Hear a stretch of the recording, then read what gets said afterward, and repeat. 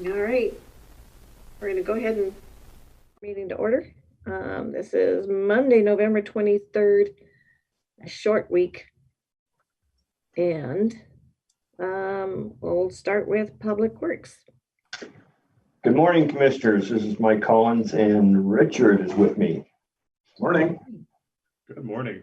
Good morning. We will begin and try to get through this quickly. So first item up is the road vacation number 401, hearing examiner recommendation. True North Investments has petitioned a vacation of several unopened easements on the plat of Lakewood, A, C, D, and F. All of the requested streets to be vacated front the properties the True North Investment owns. The hearing examiner issued his findings and facts and conclusion of law, the recommendation on November 15, 2020, recommending the approval of the proposed vacation with one condition. The condition is due to the concerns regarding unintendedly landlocking private-owned parcels.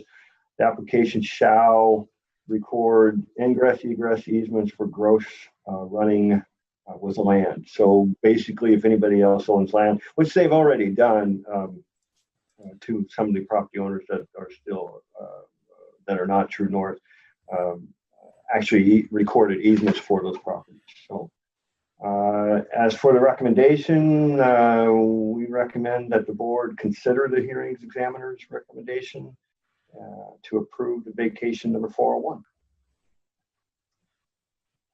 All right, and so that would be a hearing set for. The hearing has already been had already been accomplished November 15th.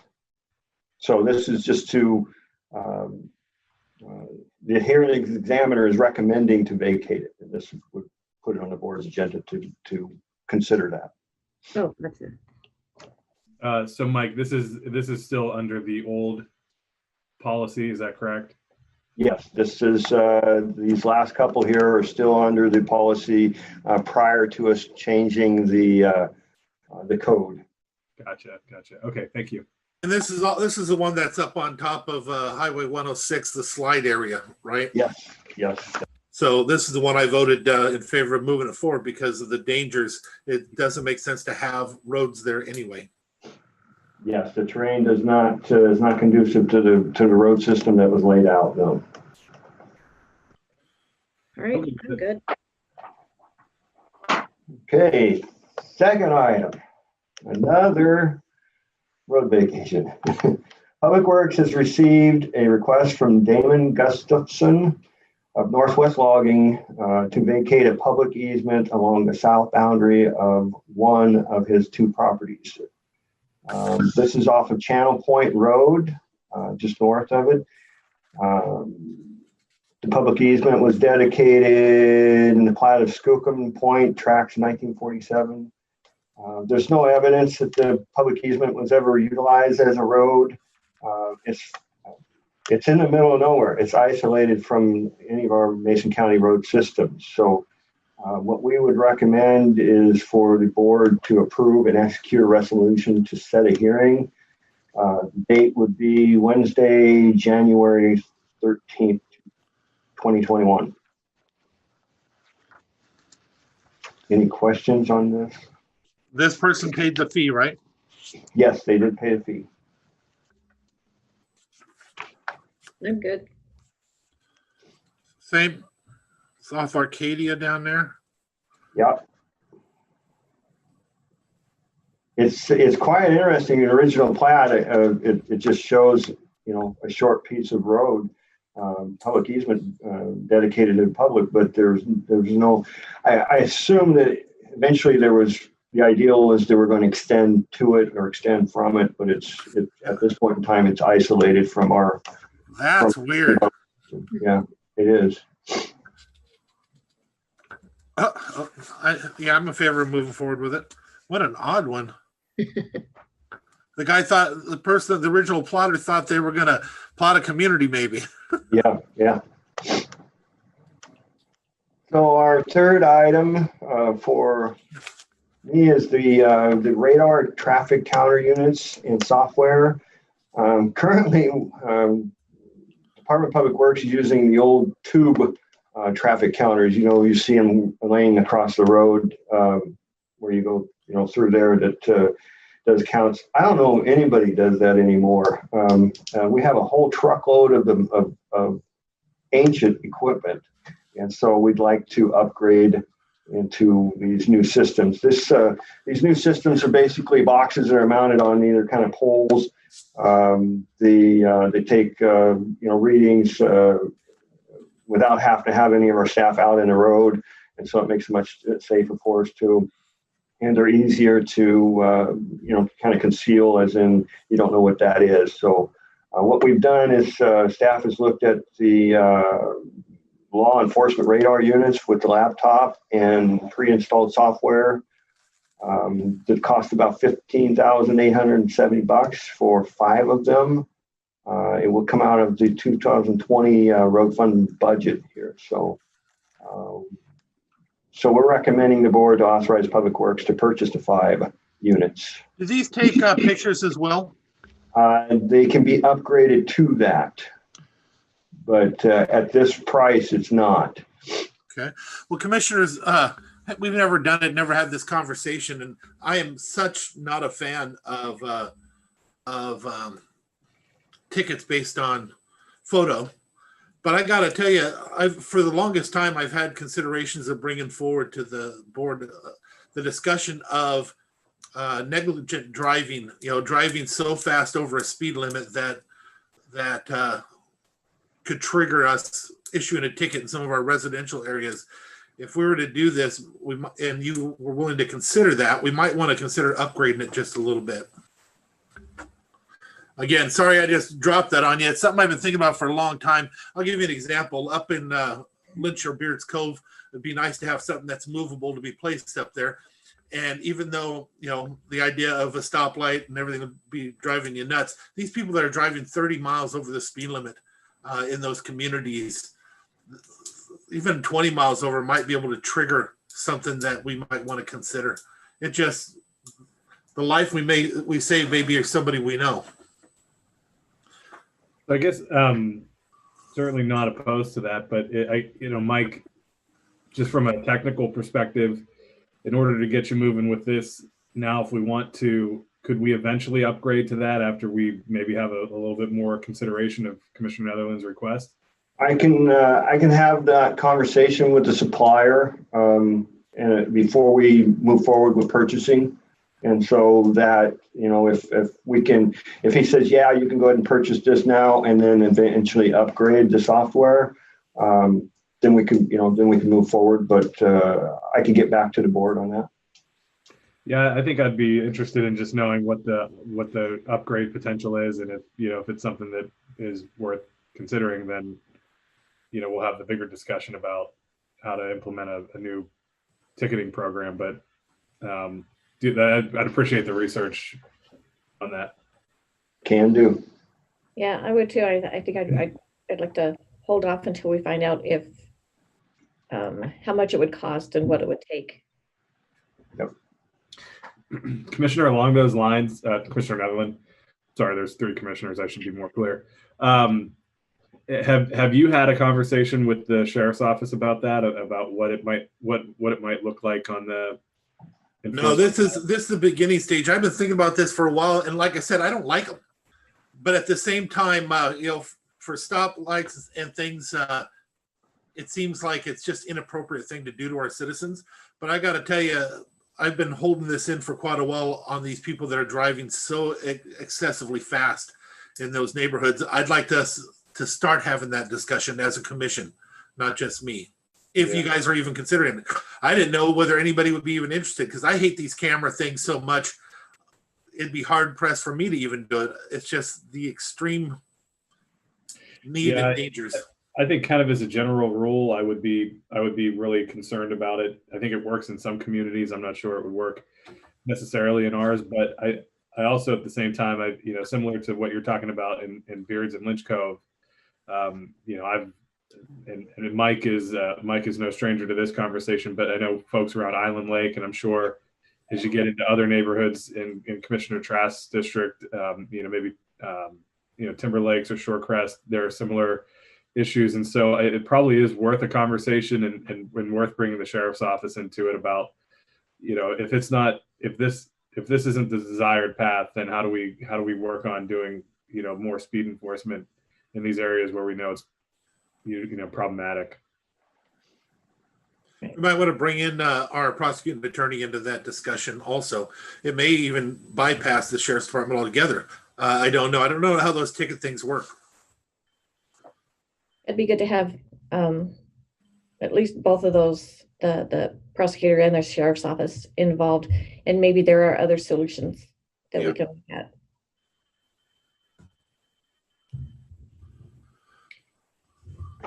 Okay, we will do some more research on this and bring it back to the board. Thanks. My last item, or my second to last item, is a news release. We had a meeting a couple weeks ago with the PAD number 3 and concerning the North Shore Road. As you recall, this summer there we had a slide in the area west of the Tahuya Belfair Road, and the concern is if there is a blockage of the road there or power outage, that emergency vehicles would have to go around, and they would have to take a long way around to Dewata Road to come back through the gravel section of North Shore. So what we did was we started having this conversation about being more proactive instead of reactive towards these trees along that shoreline. And so we've worked out a deal to where we're actually going to start working together here soonly. And as long as weather allows and other priorities don't get in the way, to have a force from the PUD and from our Public Works Department to be proactive to this and try to help with the public safety and emergency vehicle access. So this will also lessen the call outs and save us some money and lessen the crew's exposures, to hazards during these events. So I think it's going to be a good program, and we're gonna move forward with it. As we move forward with this, let's make sure that we look at options to stabilize that soil. Just taking trees off is, as I'm sure you already know, is not always just the best option. These trees have to come down. They're alders, they're huge, and they're already leaning, and the whole place is just a danger zone. But we need to look at what we're going to put there or how we're going to help mitigate that slide area anyway. We're already working on that. So. Thank you.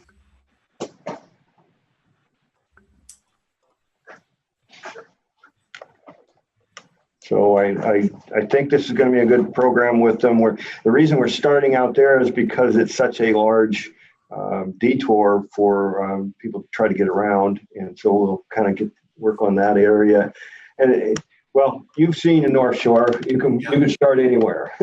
It's in that particular place that you and I were standing at. That's inevitable. It's going to happen. Yep. The question is when. Yep. Hopefully not this year. It's funny when you drive by it. You may see a little bit, but it's one thing to be driving by. It's another to be standing right underneath them. That's what the difference is for me. I drove by it all the time, but standing underneath them, it's kind of so obvious. It's even on a dry time, it was eerie.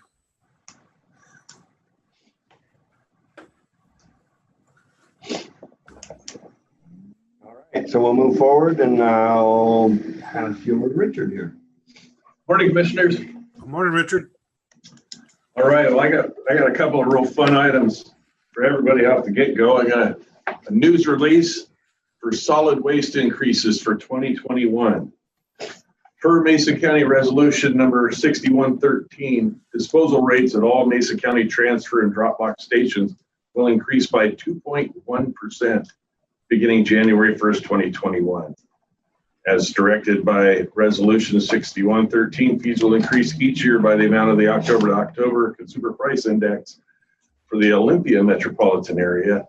This increases to cover the annual costs experienced by the county to operate and maintain shelf and food support Union, and Belfair transfer and drop box locations.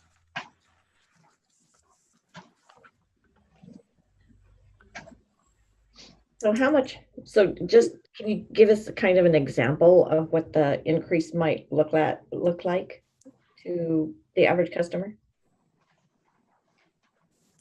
I don't have the 2020 rate with me, but I can tell you, minimum, like the 1 can or 1 bag minimum at any station went from like 540 something to 566.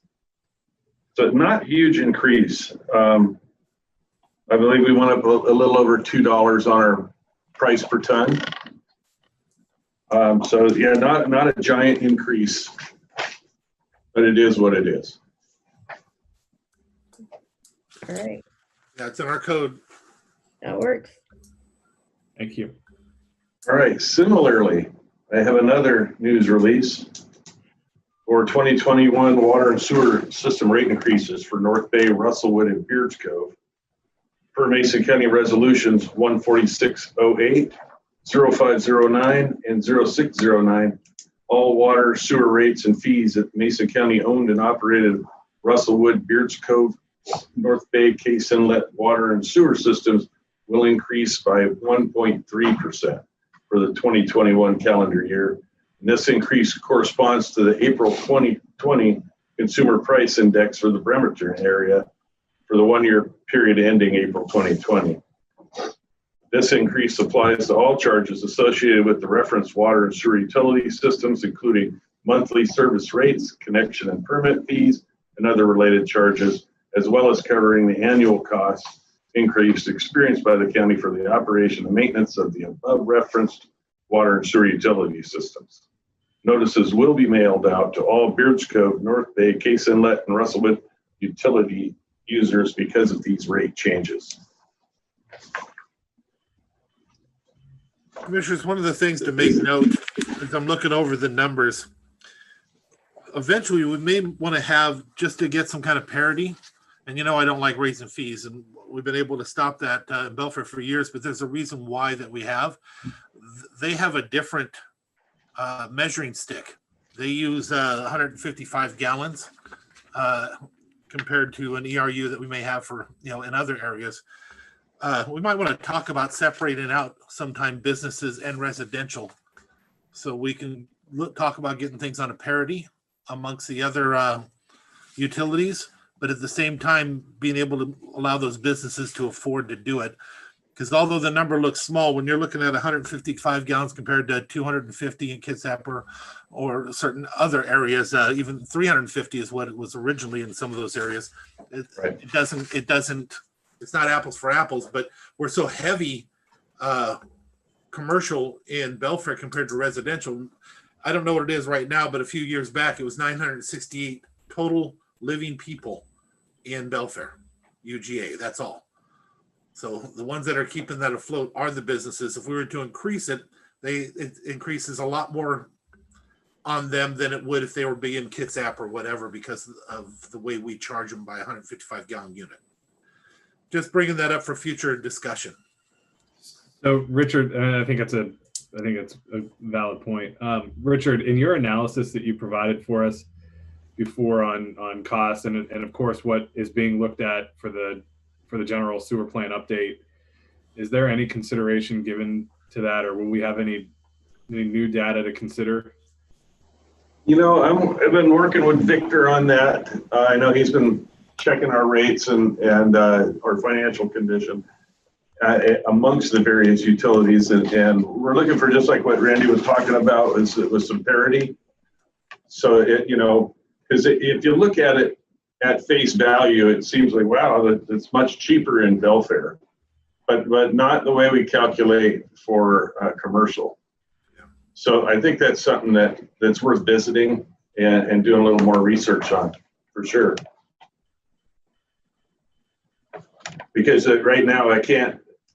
It affects residential. If the effect on residential is more severe on the commercial.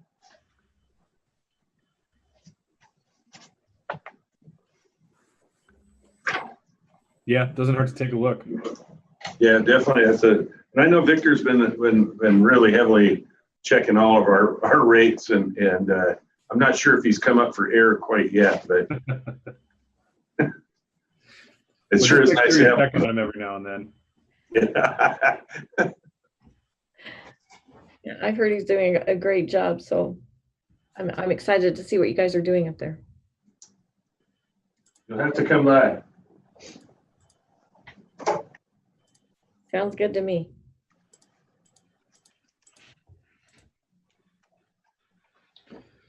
All right. Are we ready for the next one? Yep. All right. Well, this is not a news release, but it is welcome news to me. Jeff Bickford, I'm looking to, hopefully he's applied to be reappointed to the Solid Waste Advisory Committee. His term expired in July, and he reapplied for another 3-year term. We currently have 6 active members and 2 vacancies. Jeff would continue to represent District 1 position. You know, I think he brings a real good, I really appreciate him when we do have SWAC meetings. He's very, very knowledgeable. His whole background is solid waste, where he was administrator in Oregon for 25 years. So it is nice to have him want to continue in retirement, still have his fingers in this stuff. I'm supportive. As am I. Yep, as am I. But a question real quick, what other 2 positions are open? You know, you caught me with a bit of lack of information. I know I have at least 1 at-large position available, and maybe 1 industry rep position, but I'll double check and get back with you guys on that. All right, maybe we can just put it out there that we have a couple of vacancies. Sometimes just bringing the attention, announcing it. That'd be good to bring it up again and maybe stir some more interest. Yeah.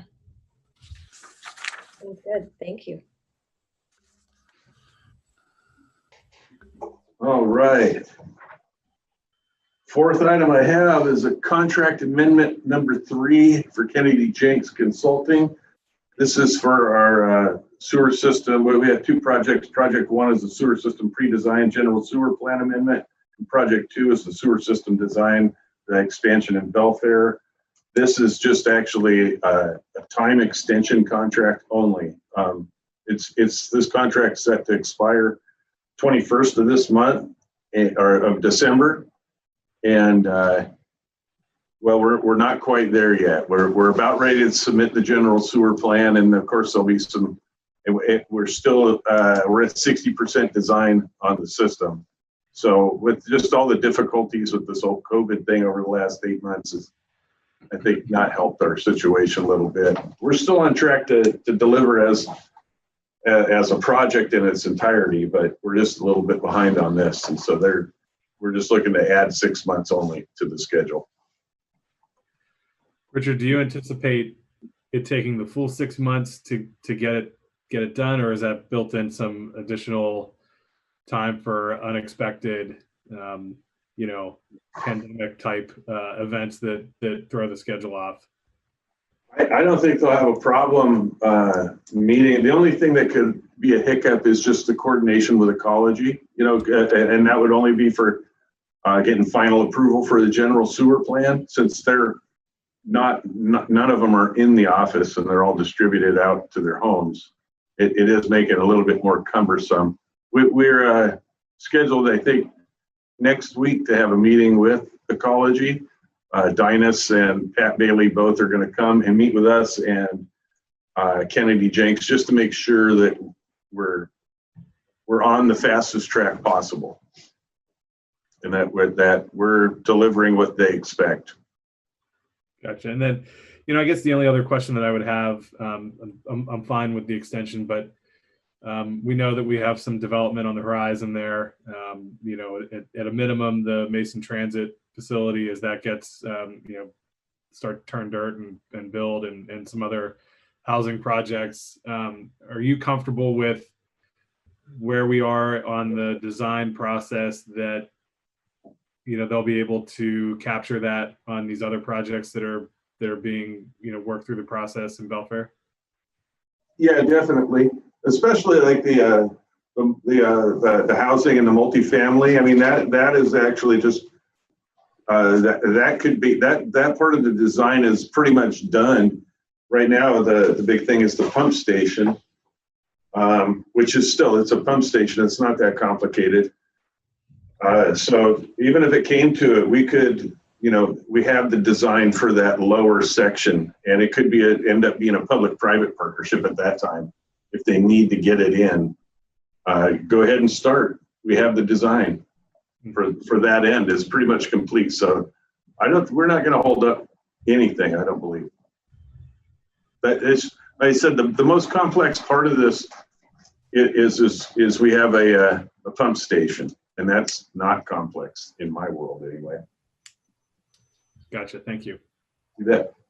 I hope you're keeping in mind and still looking at a utility local improvement district.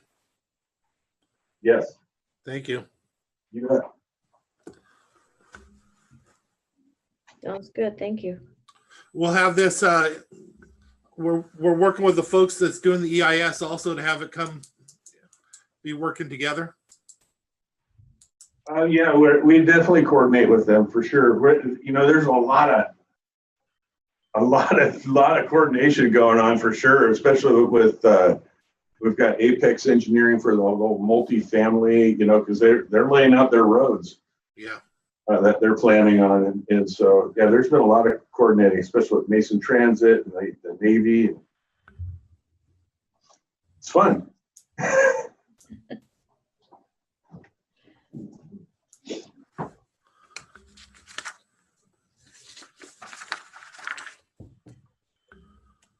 All right, are we ready for my last item? We are. This is pretty good, actually. It's just basically what we're doing is amending the contract to update the price list for parts and service, and then asking to renew it for 2 years. That's the only price change. So we entered into this in 2018 for service for grinder pumps and the Belfair sewer system in North Bay. And let's see, we had an agreement included a price list for the existing pumps of the system and replacing them as needed. Amendment 1 provided costs for new stations because we changed styles of pumps. And then basically that's about it. We're just asking to extend that existing agreement and update the price list. And there was no change in labor costs for service. How big was the change in the price list? Same. I'm looking at it, but I have no way of. A lot of items. I haven't gone through it totally piece by piece, but really, there was very few items that I seen change that jumped out at me. Okay. Most of the time, what we've been finding is those older first generation ones they're getting weeded out of the system because they don't service those old ones anymore. So those are just direct replacements. But yeah, most of the time it's usually a failed switch, which are pretty negligible costs.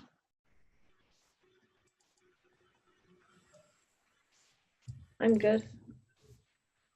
Yes.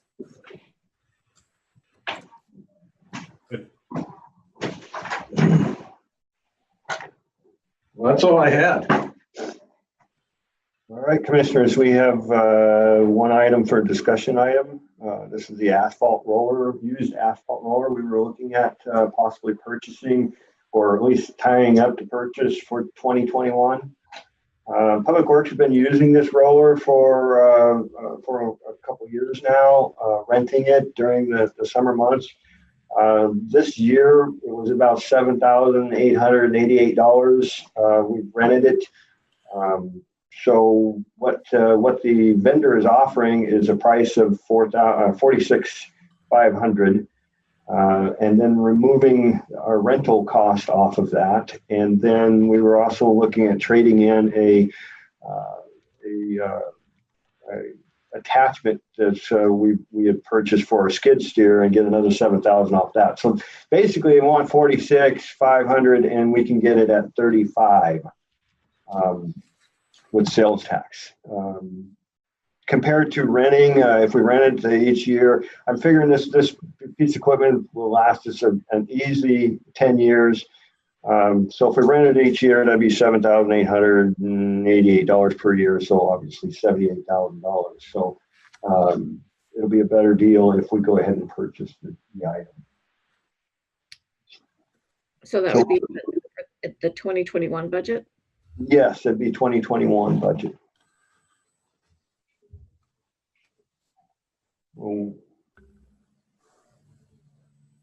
So any let's see, would we need to do an amendment to the budget before we, how would we do that? Didn't you already have that included? It's included in the 2021 budget. We would just need to, we're going to request to put it on the board's agenda now so that we can tell the vendor to go ahead and hold the item for us until January where we can purchase it.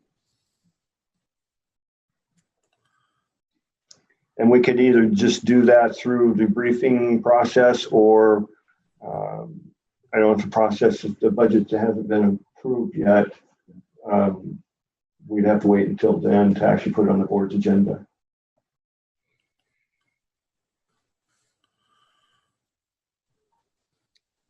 So Frank, are you there, Frank?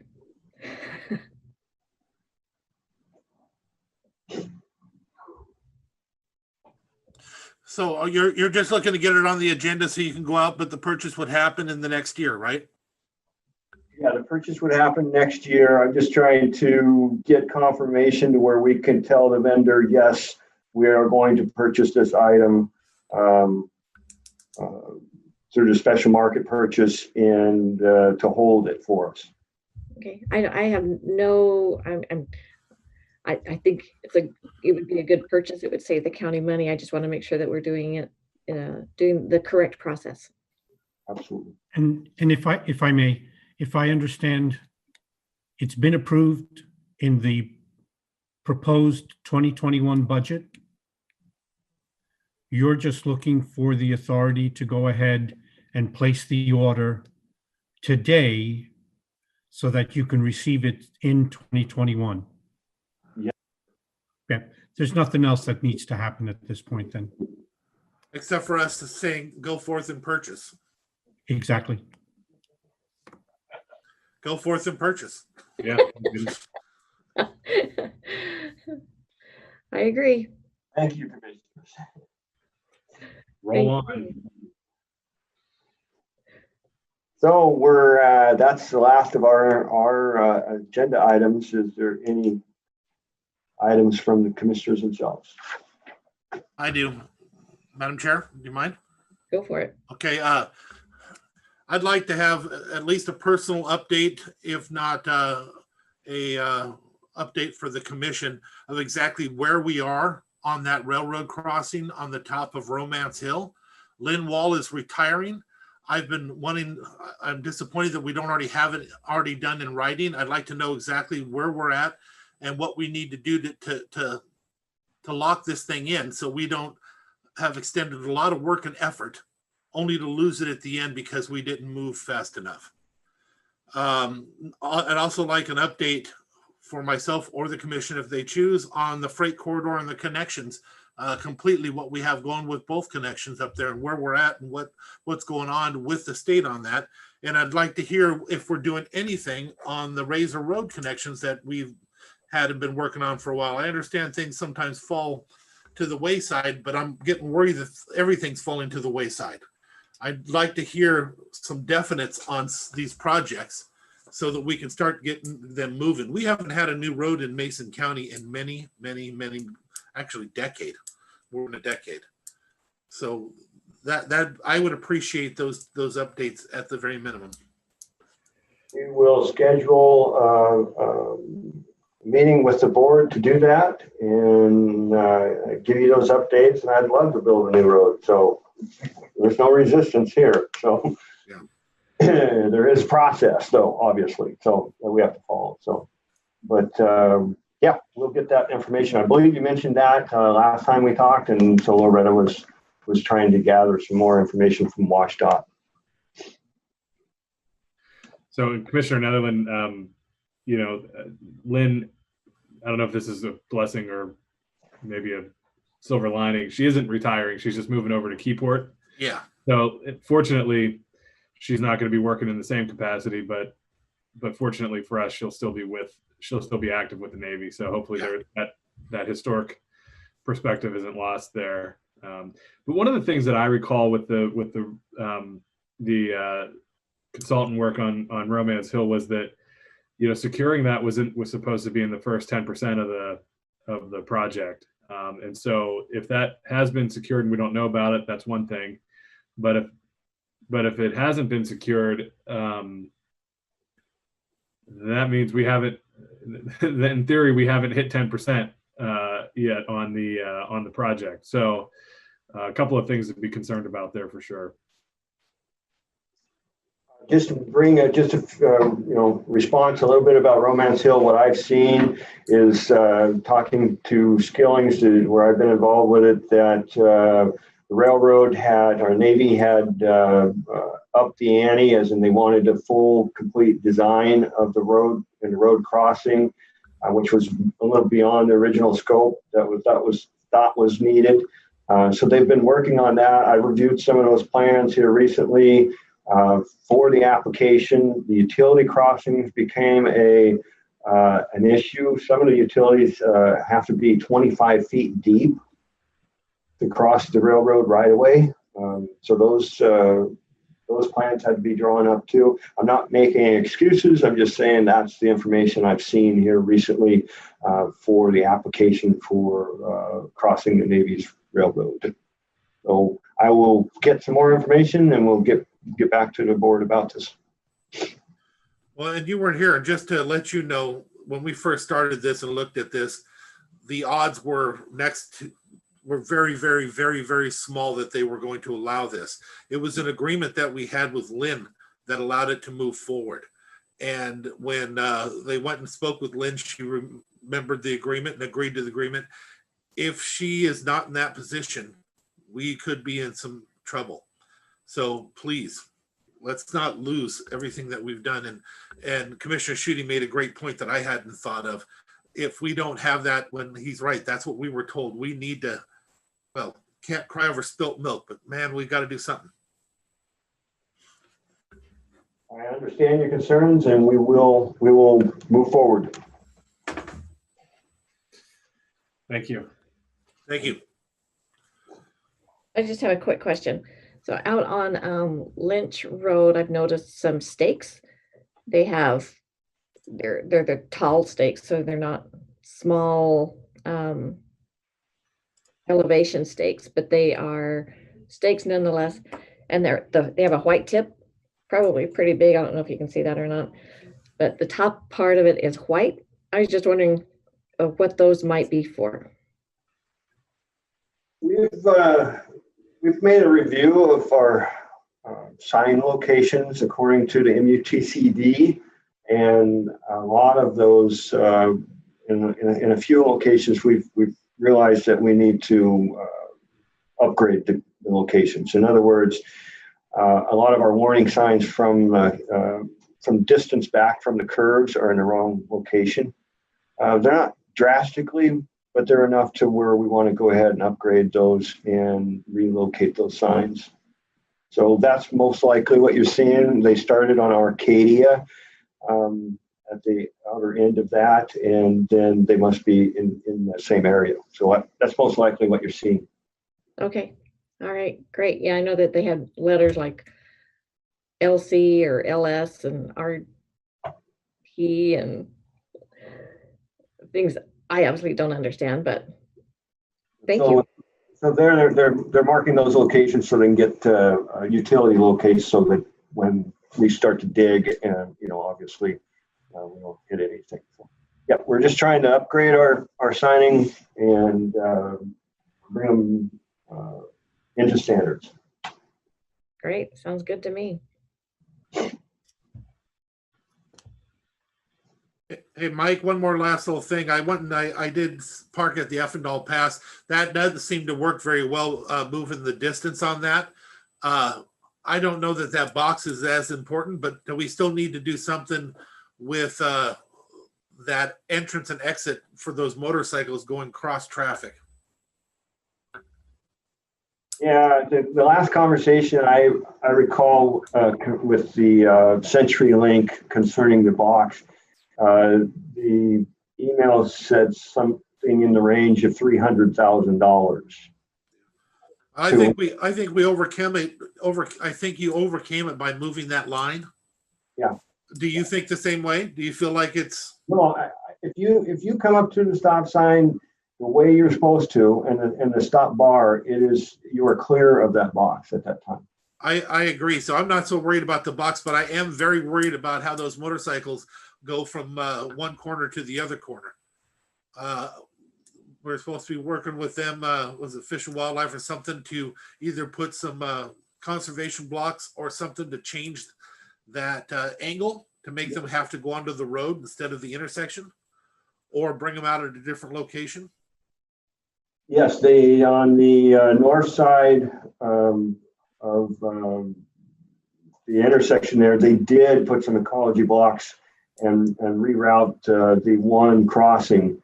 It's turning it to be, you have to come up and you hit the Effendall Pass Road at a 90 degrees. You come perpendicular to it. And so you basically have to come up, stop, and then cross the lane of traffic. And so the other end, the south side approach has not been, not been any work done on that. Okay. I will get with DNR on that. They've been really easy to work with on it. Wonderful.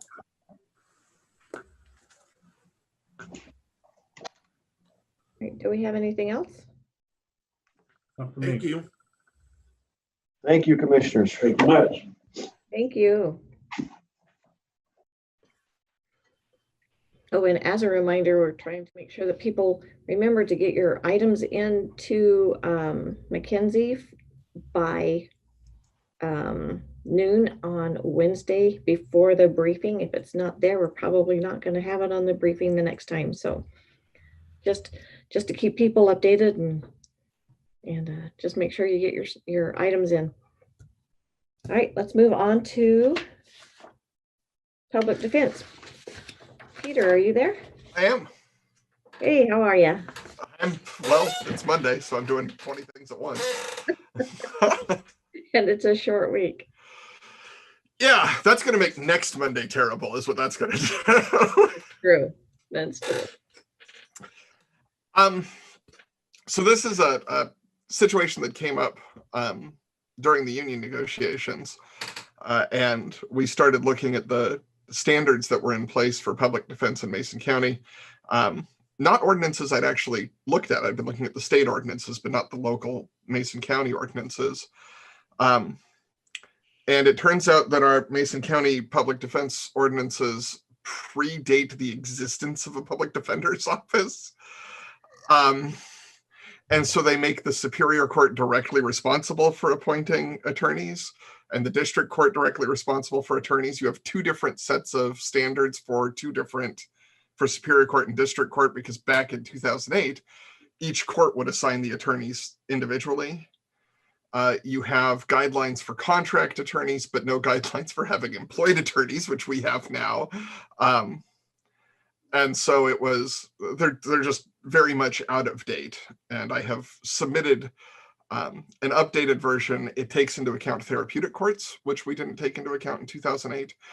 And what that workload looks like, it takes into account the 1/3 exemption for post-conviction stuff. And it essentially codifies the way we're actually doing things right now. It also reduces it from 2 sets of ordinances to 1 set of ordinances, because we have 1 office and we don't have 2 different agencies that are doing the appointing anymore. And so with that, I guess I'll open it up to questions, and I sent ahead the proposed amendments and see what you 3 think of them. 2008, huh? Uh-huh. Yeah, which is 6 years before we had a public defender's office. So they may need some updating is what I'm saying. Do these need to be reviewed by the prosecutor's office or the courts? I'm not sure of the process on that. I'm not either, to be frank with you. This seemed like a good step one. I think we should send it to both for their input. I am not sure about the prosecutor's office because I don't think the prosecutor's office gets a say in how public defenders are appointed. Like, I think they're legally barred from that. No, but we want them to have a say on whether we should or shouldn't do something as the county. Fair. Since they're our legal counsel. Correct. Right. So again, I think we should send it to both. The prosecuting attorney's office has been real good about in the past over the years of saying, we shouldn't be here. We shouldn't be having that discussion. I have no problem with Mike and Tim looking at it. I worry about putting them in a position where they're conflicted. That's what I'm worried about. So Peter, have you, or maybe you can, if you haven't, check with the Public Defenders Association for sort of best practices on updating these types of policies? I haven't looked into that. I've looked into it for best practices for what the policies should look like, and what I've proposed reflects that, but I haven't, in terms of how to update it, I'm not sure WDA has that. I'll shoot an email off to them and see, but. Yeah, I just, somebody has had to have gone through this before. Obviously none of the four of us have, but if, somebody maybe at the association has some experience with how you need to shop it around to interested parties and obviously I don't have any issue with the updates. I certainly trust your judgment and the research you did on them. So not from that perspective, but just simply just purely who needs to procedurally see it? Who needs to see it and for how long? And otherwise, I'm fine moving it forward to vote on it. But we want to make sure that we're handling it appropriately. Fair enough. I will send out that email and see what I get back. Great. Commissioners, depending that, do we want to put this on for the 8th or whenever our next meeting is, or do you want us to hold off, or what would work best for you, Peter? I'd rather hold off for a week or two just till we get some input from the other two, because there may be some other things that need to be added, not just subtracted, that the judges feel are absolutely necessary. Yeah, there are some things in here that were talked about and referred to during the union negotiations, and so we really want to try and get them done before 2021 hits.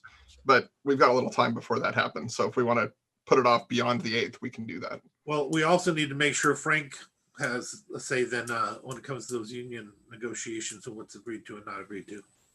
Yeah, Frank was in the room when we were in the Zoom meeting when we were doing it. Oh, he's here now. Here he comes. Yeah, no, I'm perfectly on board with, agree with sending it off to get a second opinion. We have time to get it incorporated into any contract negotiations. Well, it's been 12 years. What's another 2 weeks? Exactly. Yeah. Great job, though, Peter. Yeah, appreciate you catching that and bringing it forward. Thanks. Something I probably should have caught a couple of years ago, to be honest. But well, it's not like you didn't have something else to do.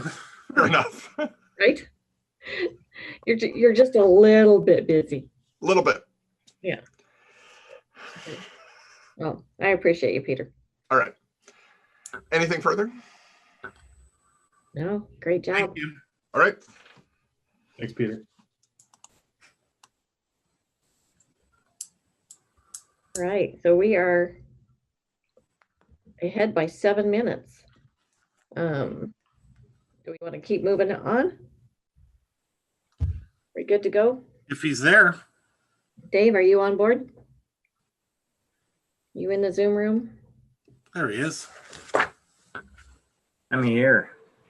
All right. We got Michael here, and I don't think Todd's on yet, but that's okay. I'm ready to go. All right. Let's rock and roll. All right. So our first item comes from Michael McSims.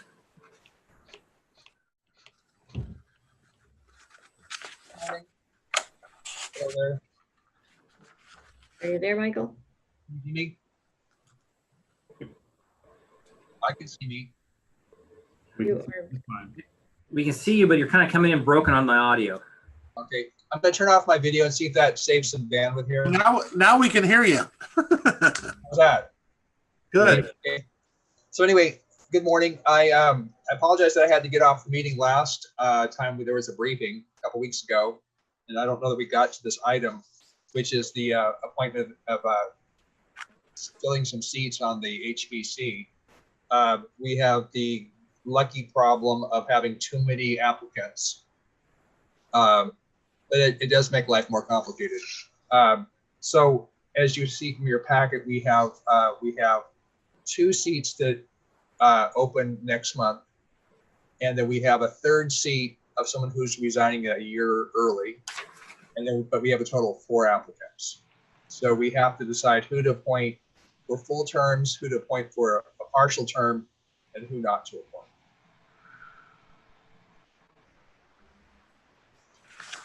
Do we want to hold interviews? How do we want to proceed with this?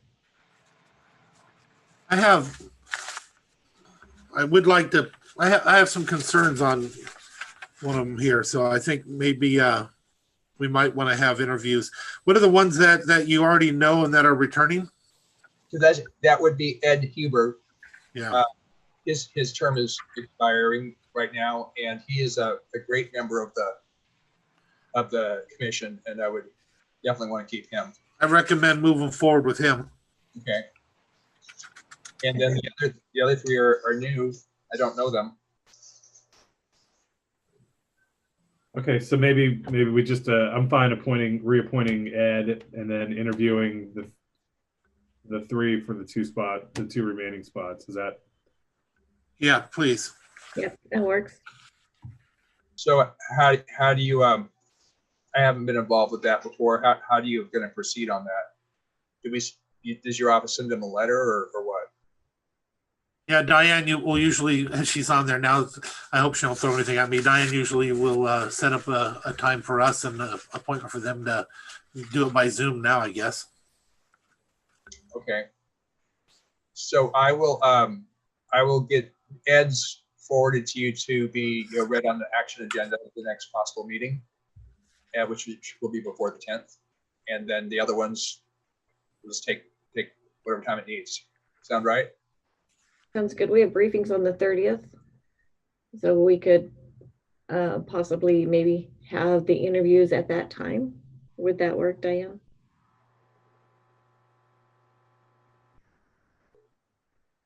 I'll reach out to schedule the Zoom for the 3 for next Monday. All right, thank you. If you throw anything, throw it at the door, maybe. Appreciate you, Diane. I didn't quite catch that. What did Diane say? She's going to schedule the interviews for Monday, the 30th. Okay. November 30th. And then when you you'll let me know after that. Who is selected? Yeah. Yeah. Okay. And then your office will send out the letters. Yes, when the reappointment happens, which would be December 8th. Okay, so that will be the we'll put them on that agenda. Correct. Okay. Sounds good. And I'll just need to know the names so that I can have it on the agenda packet. Okay. I'll keep in touch with you, Michael. Thank you. Thank you, Diane. Yep. All right. Are we done with me? That's it. Free to go, Michael. Thank you. Thanks, Michael. Okay, I don't see Todd on yet, so we'll come back to that one. I'd like to jump to the potential contract with United Way, if we may. So that'll give Todd a chance to get on here. So in response to COVID, we've been looking at disbursement of the funds that public health gets. And we've had several avenues we've talked about before, and we're talking about those again later during Frank's briefing.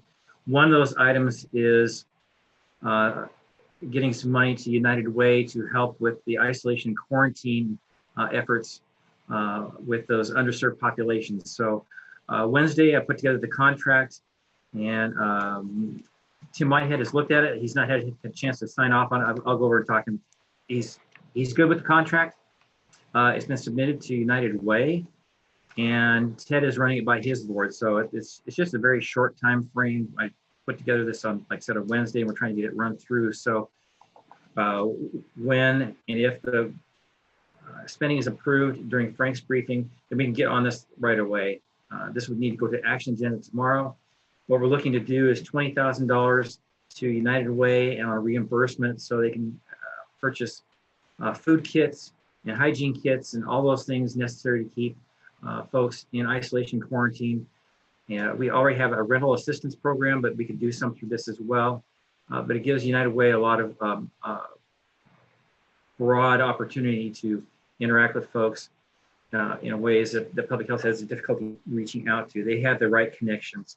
So they're running by their board, like I said, and again, it's a reimbursement contract, and it's ready. It's pretty much ready to go. We'd like to get this approved today to put on the action agenda for tomorrow. If Tim and Mike will sign off on it by then, I'm comfortable with that. But if they are not ready to sign off on it by then, I'm not comfortable with it. Okay.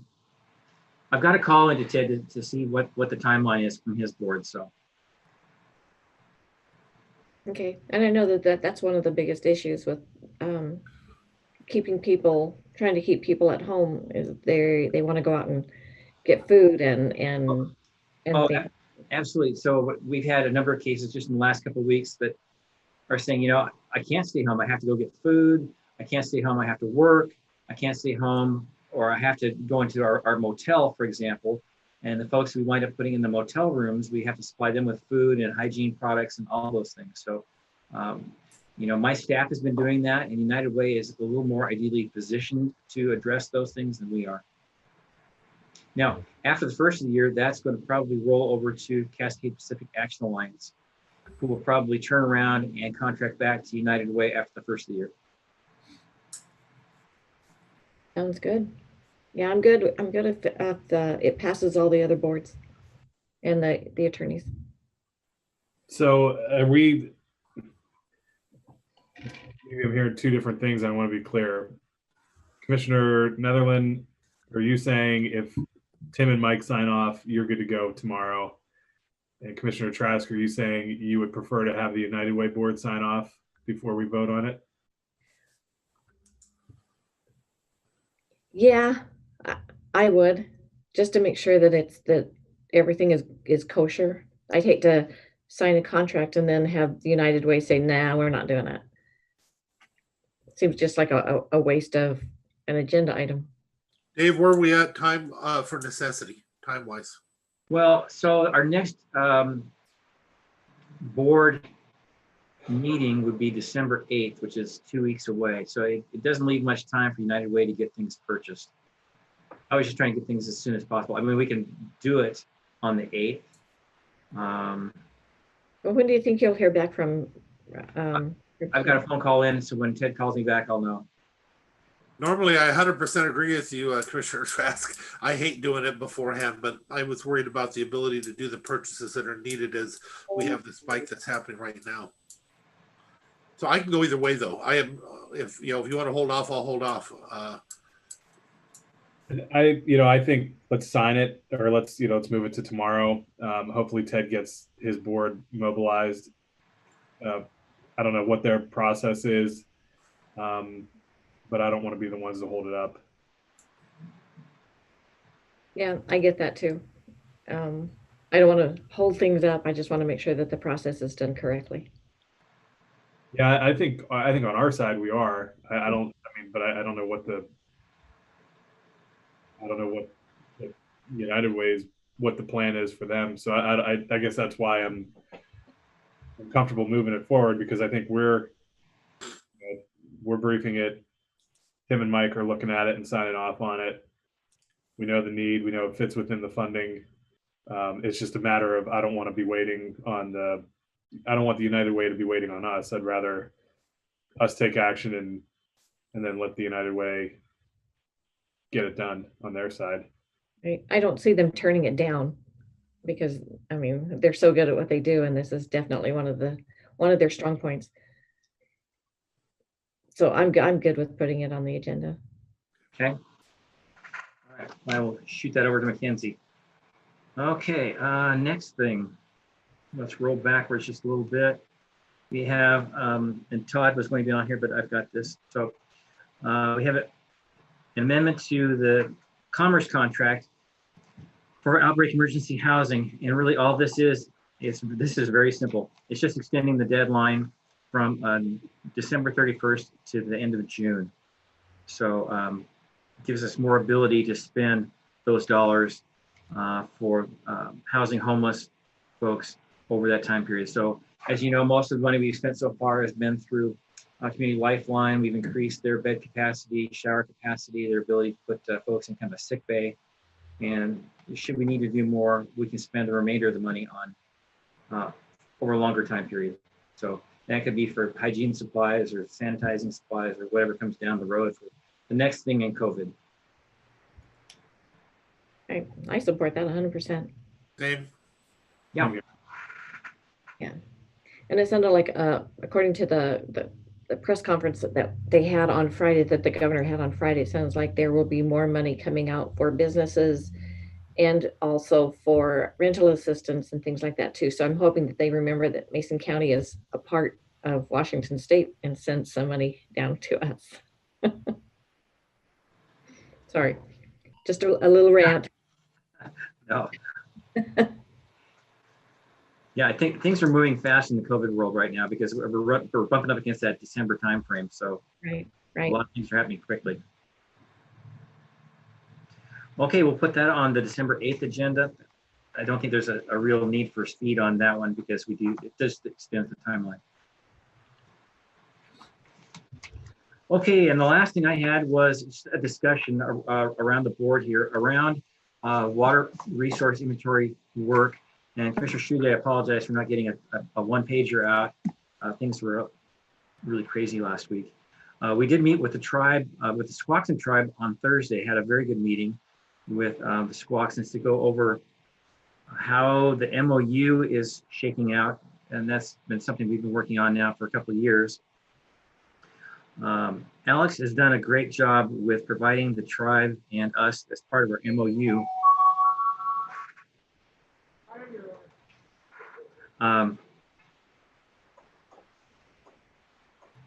Geographical GIS data on where our wells are, where the group wells, group B systems are, group A's, and we had a long discussion on how do we roll that information into the RIA project. Well, it's really kind of already in the RIA project. Part of the discussion was delineating between group A's and group B's. Group A's have a water right associated, and that's already in the DOH process. We have good tracking on those. Group B's are individually produced, so it's by location, and they don't have a water service area. They serve up to 9 homes in a development or in a community, so 2 to 9 homes.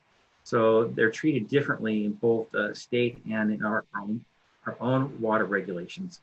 So a lot of work around determining what that is.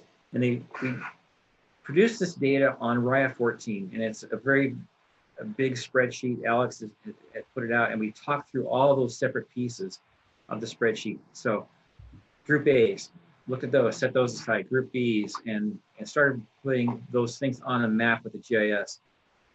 We haven't addressed RIA 15 yet because we just haven't had the bandwidth there, Commissioner Netherland. So the Squaxons said that's fine. They were okay with just getting RIA 14 for right now because it feeds into the MOU that we have on 5.2.1 point 1.2 about, and then through the end of 5.2 section in our MOU about the data that the tribe is looking for. And Erica and I had talked about looking at the Mill Creek watershed.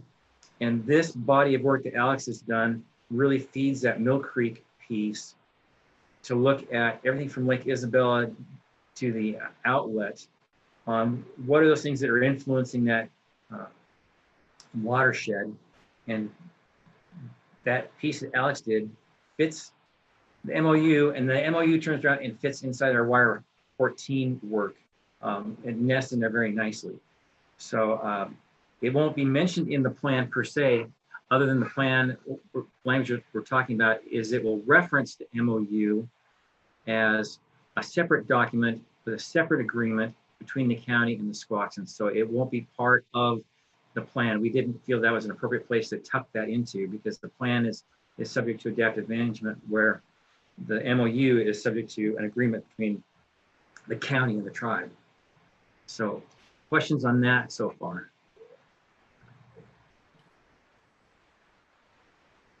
Okay, not seeing any. It was a very productive meeting, and we've had some pretty good meetings with the Squaxins lately around some of these issues. Some of the bigger things on the RIA 14 and 15 piece around our proposal for our project of the rooftop water capture and putting that back into the ground. So as you know, that was pulled out of RIA 15 by the Squaxins and the Suquamish and WDFW. And then in RIA 14, it was pulled out by WDFW and the Squaxins. So we had a meeting late Wednesday, I think, with HDR and some ecology folks to talk about, all right, where do we go from here?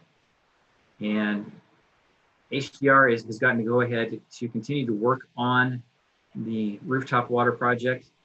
And if we can get it through the RIA 14 committee, we're hoping to get it through the RIA 15 committee. So Stacy was going to get a hold of, Stacy from Ecology was going to get a hold of WDFW and the Suquamish to find out really what their pushback is on this, because it does greatly affect what we do. So for example, in RIA 14, the rooftop water project accounts for over half of the water that we need to recover to meet net ecological benefit. If we can't show NEB in the next 3 months in our projects, the plan essentially fails, and then we have to go to rulemaking on the plan.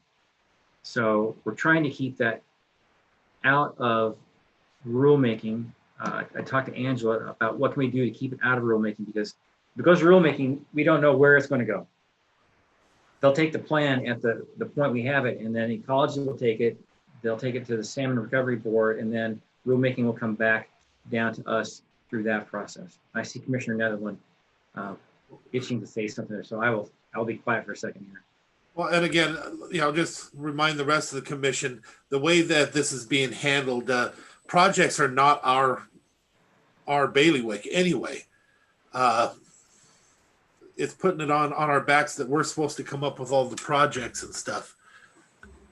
So many things, I'm so uncomfortable with all this, but Dave already knows my comfort level, and I share in his. I don't even have the right word. Some of those phone calls, the emotions that are brought about, amazing. The last couple of phone calls got a little emotional. Yeah. I think the frustration level is pretty high amongst all of the partners.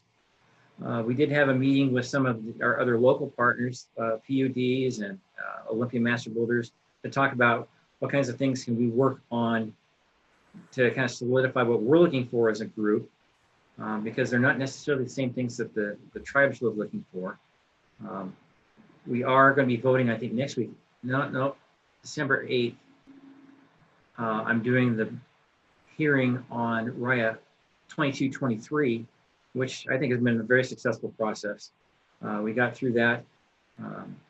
The Chehalis tribe we have talked about this in both 14 and 15 about having a signing agreement or a signing statement. And they attached a lengthy signing statement outlining their opinions and their objections, but they did not hold up the adoption of the plan. So there's just some things that they would like to see addressed in adaptive management that will help the Chehalis tribe agree to the project. So in 14, though, the rooftop recovery project, like I said, I think it's 597 acre feet is what they're estimating the benefit would be. And out of the 790, it might be 546, I think, out of 790 some acre feet that we're looking to produce. So it's a substantial part of the projects. The other big project is getting evergreen mobile homes off of wells and onto city water. And we're trying to do that in conjunction with getting the sewers moved over to city sewer. So solving two problems at once with evergreen mobile homes. I've always had a concern since I first got here with the shallow sandy soils, shallow wells, and high nitrates in that neighborhood. So we'd like to, that's a big project. And that one has, feasibility is very good. City's working on it. The Riot group is all in favor of that one. So that project's going to go through. I have every confidence that that project will get hooked up, even though we're in the process probably right now of changing ownership on that mobile home park. So it's in the process of being taken over by a co-op. And it's probably a good time to make all these other changes at the same time, just to affect the public health plus the watershed use. And that does recover water for us as well. Now, see, I don't know all the things that are happening in 14, but I tell you, I sure worry, and I'm going to say the words, that all these additions, all these things that are being thrown into these plans that shouldn't be there, and all the things that stand against, is just setting us up for a future lawsuit. And the addition of all the different information that they want just added into the plan will later be used to show intent, and we'll be in a bad position. Well, one of the differences between Riot 22 and 23 work and 14 and 15 is we did not accept any policies into the plan. We just concentrated solely on consumptive use and projects to meet net ecological benefits. So it was mostly a math problem for a year and a half rather than a lot of policy work, because we had so many counties involved. We had 4 counties plus the tribes plus a number of cities. So it was, to do policies, very unwieldy. 14, 15, a lot of policies have been brought forward by the Swansons that are not, in my read and ecology's read, they're not required to be in the plan. And we've, as Mason County, we have pushed back on a number of those policies. Some of them are fine. You know, one of them in both 14 and 15 is to look at having ecology improve their website so we can actually drop things on the ecology website and have them shown on a map. Because right now, a well will only show the nearest quarter on the map, not on a by parcel basis. So our goal is to have ecology fix their site, which will make it more useful for all of us. And Mason County has already stepped out on that by requiring that well drillers put locations for wells, so as we send start cards in, that can be updated. We're already ahead of the game on that. So our drillers have been very good about putting that information in. So Alex can have his table that's updated all the time. So each year when we're required to do these updates for both 14, 15, we'll have the data because we've already stepped up to the plate and put the groundwork in through SmartGo. Dave, I think, you know, one of the concerns that I've had, and I've raised this to Riot 14 in the past, but I want the commissioners to hear it from me as well, is, you know, really concerned about parity between in particular with the 14 and the 15 plans.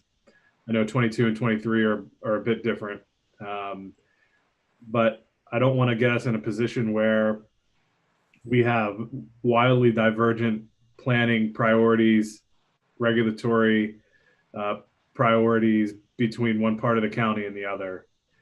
And so one of the things that I think we all need to be thinking about as we get into you know, the final stretch of this process is being able to root out those differences and and being able to address them for parity between the two plans. I just think it would destabilize, I think, some of the processes and really some of the progress that we've made in both of those watersheds over the past couple of years. I don't want to lose sight of the things that we're doing that are working really well, in this whole thing too. So that's a major concern of mine. Commissioner, I want to agree with you strongly and think that we as a commission should make that that line that's drawn that that we need to work towards. It's so hard that this whole process, you have so many partners, but you have one partner taking up 80% of all the time and hours that are invested, bringing in new things each and every meeting. And again, I'm not sure that it's being brought in for the purpose of all of us as much as it is maybe for potential lawsuits. And it's hard. And it's been brought up over and over again about the contacting of attorneys from this partner and that the attorneys want this and the attorneys want that. Okay, but if we got to have parity, that needs to be our minimum line that we stand on. So I want to agree with you wholeheartedly.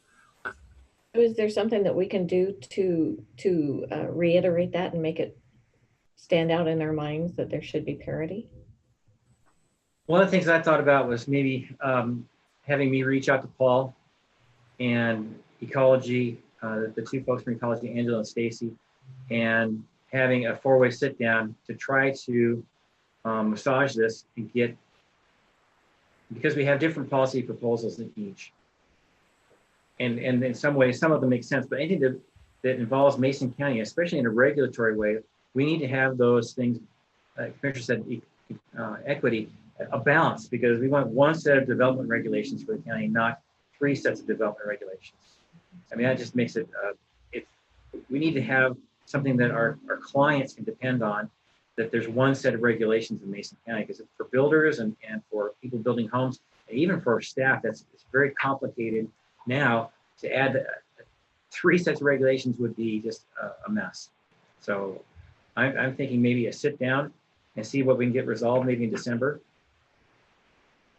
Well, one of the other things that Dave has asked for, and I'm very supportive of, has been asking for the elected leadership from our partner agencies to participate down the stretch here.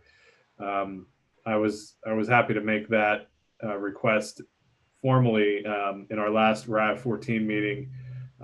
Unfortunately, it was met with a little bit of pushback, and I think that's frustrating. I want to credit in RIVE 14, PUD 1 Commissioner Ron Gold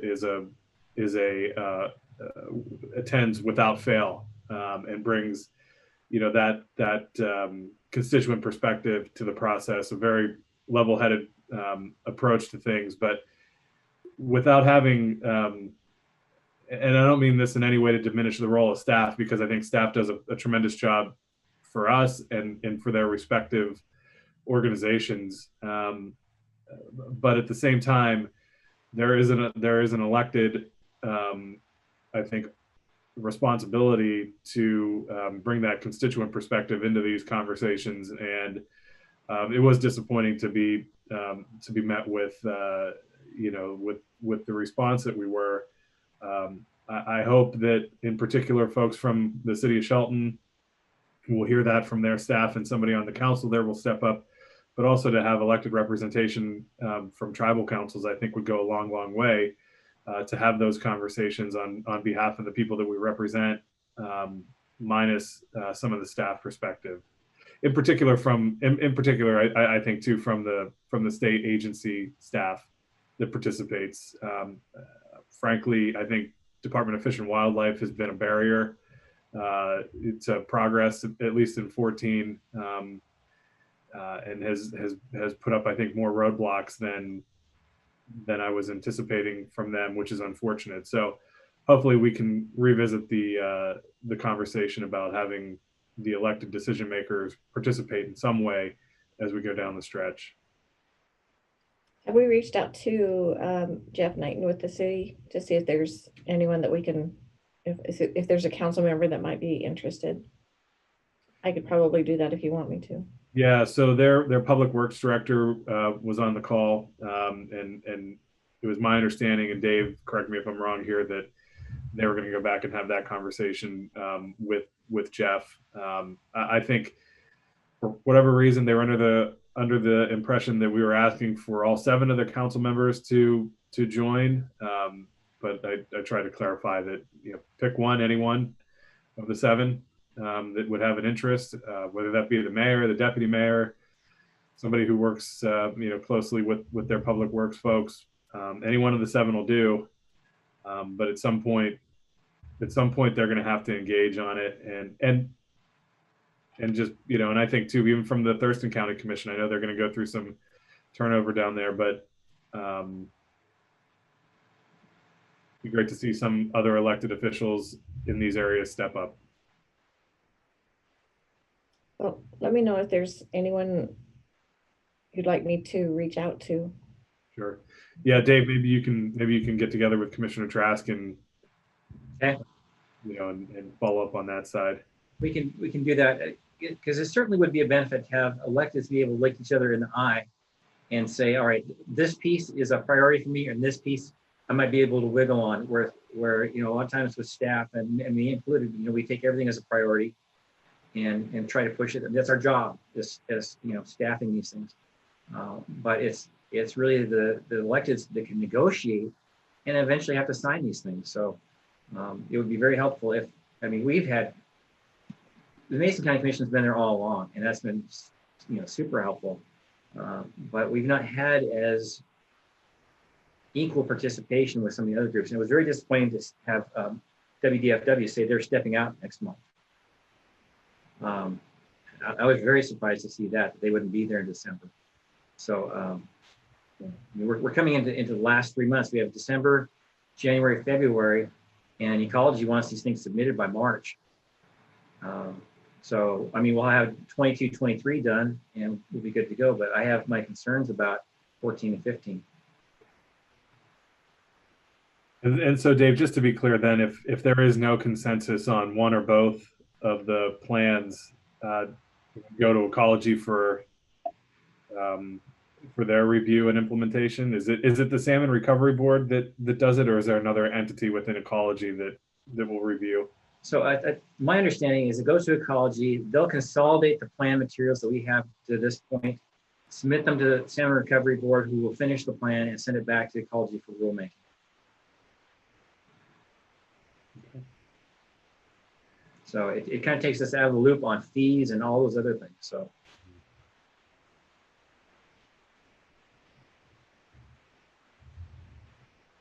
One of the biggest pushbacks we had with our local group was if new fees are proposed or new fees are implemented, we'd like to see those fees stay in Mason County and not go to the state.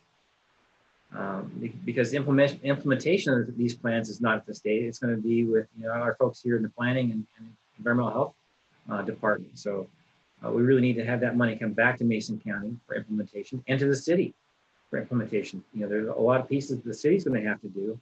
And frankly, they don't get a lot of well money, you know, so there ought to be some way to bring some funding back to the local entities that have to actually implement this, because some of our other partners have a lot to say, but they don't have a lot of financial assistance coming back to us in any way. So.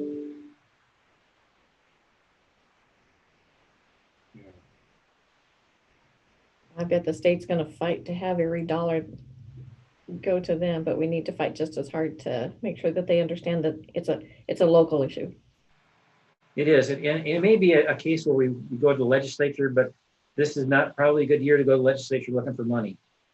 So there are some implementation funds out there, but unfortunately, because we're a 203 county and not a 202 county, and 202 being those who've had a plan before and just had to do an addendum or an update to their plan, they have first shot at the funding for implementation. Whereas the 203 counties who have not had a plan approved are going to be way late in the game to get any of the implementation.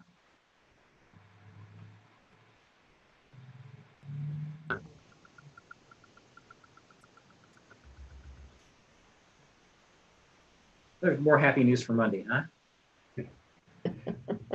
Well, Dave, I think as this continues to get closer and closer to the end, I think it would be helpful to have regular conversations like this with us, with the commission and briefing, so that we can start to collectively weigh in on proposals. And I think for me, at least, that would give me a sense of kind of the direction I should go with 14, and perhaps Commissioner Netherland feels the same way in 15, but we're all going to be on the hook for voting for it or not. And so for both of the plans. And so I think it would be good for us from here on out to have more regular briefings on the material.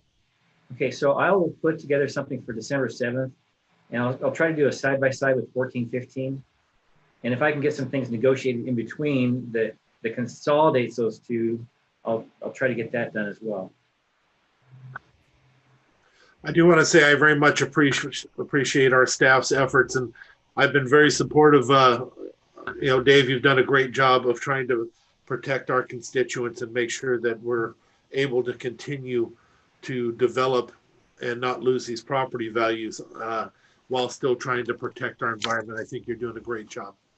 Well, thanks. I actually did a hike up Kennedy Creek on Saturday and watched the salmon running up the little tributaries, and that was very cool.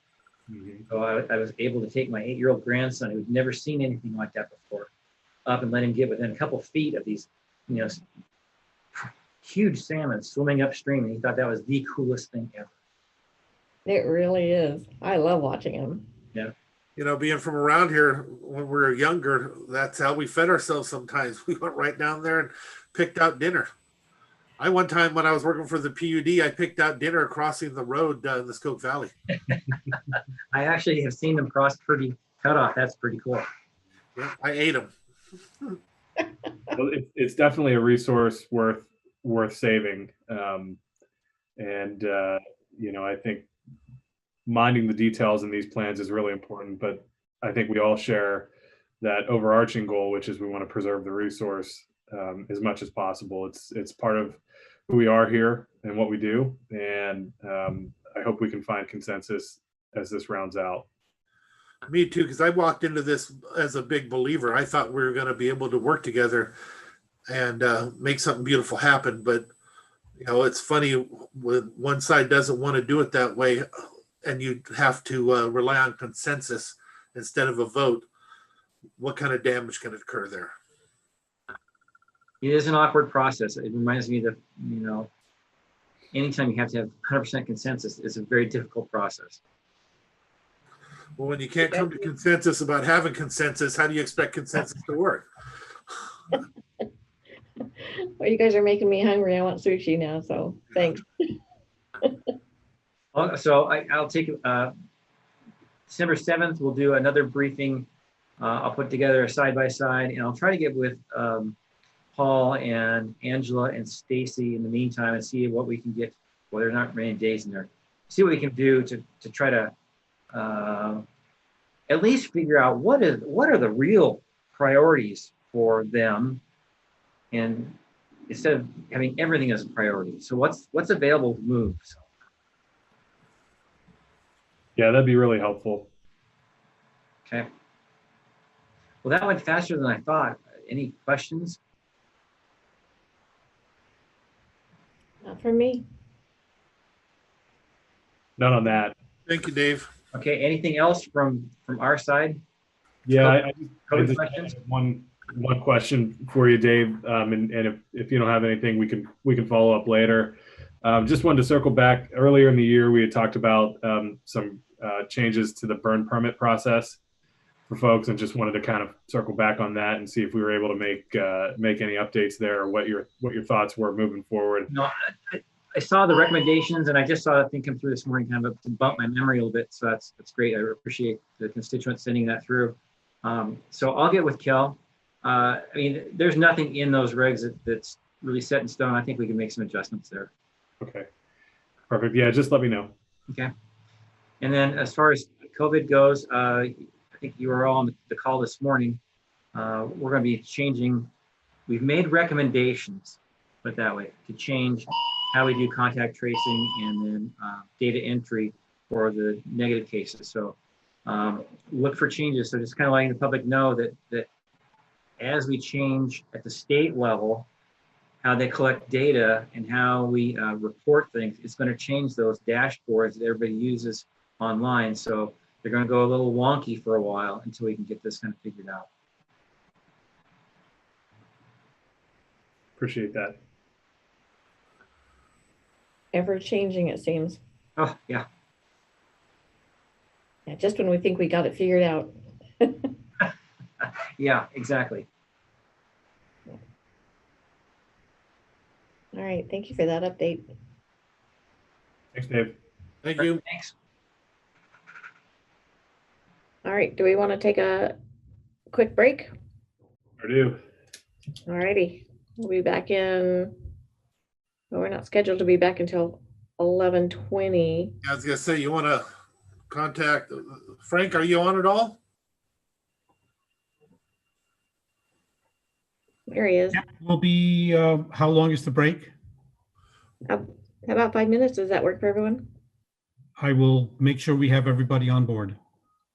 All righty, see you back in 5. Thank you.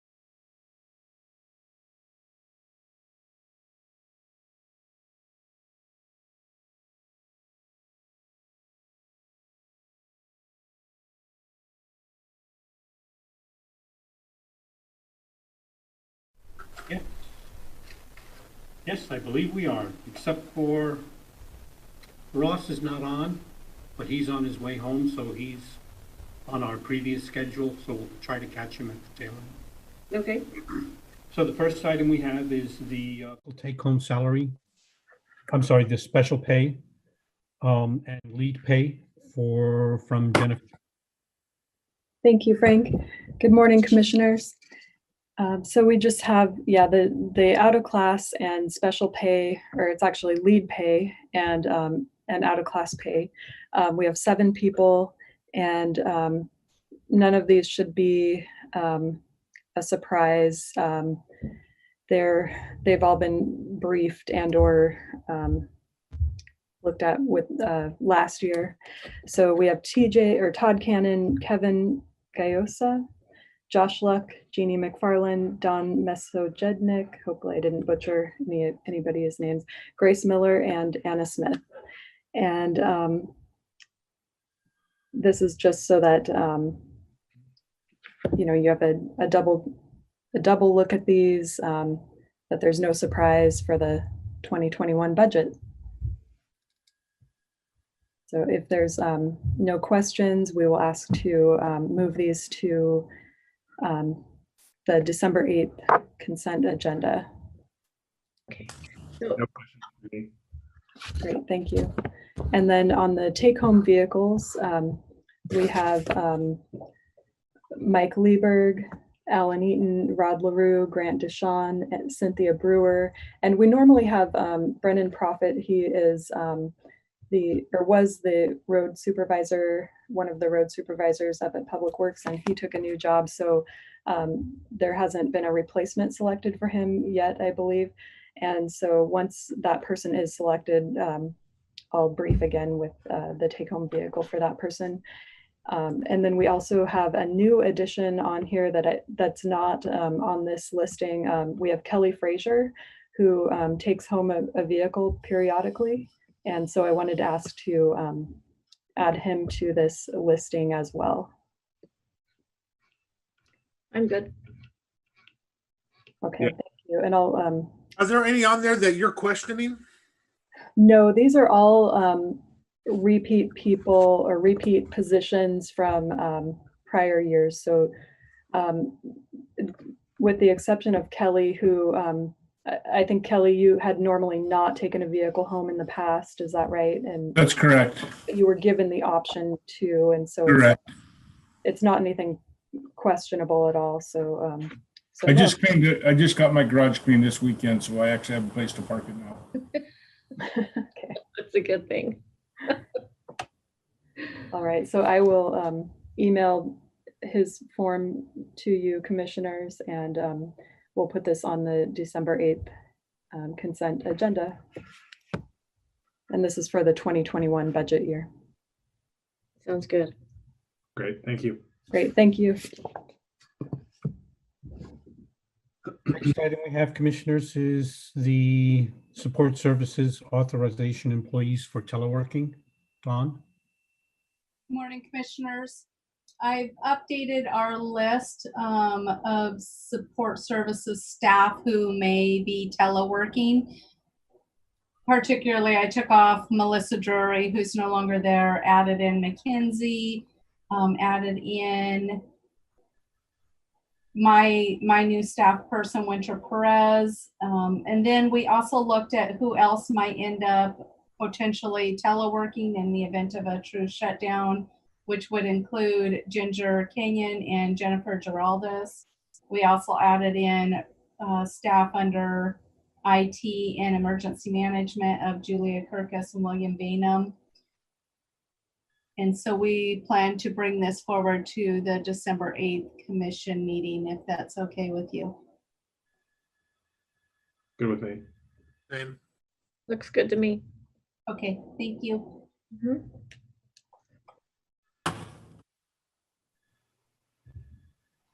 Then the next item we have is the 2021 office lease, as well as a news release from Timberlake's Regional Library.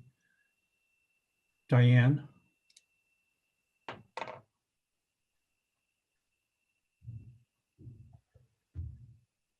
Diane, are you there? Yes, I'm here.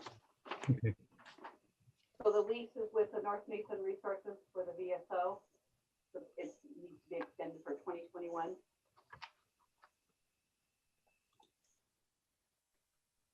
And that's for $350 a month. Yes. Yep, I'm good.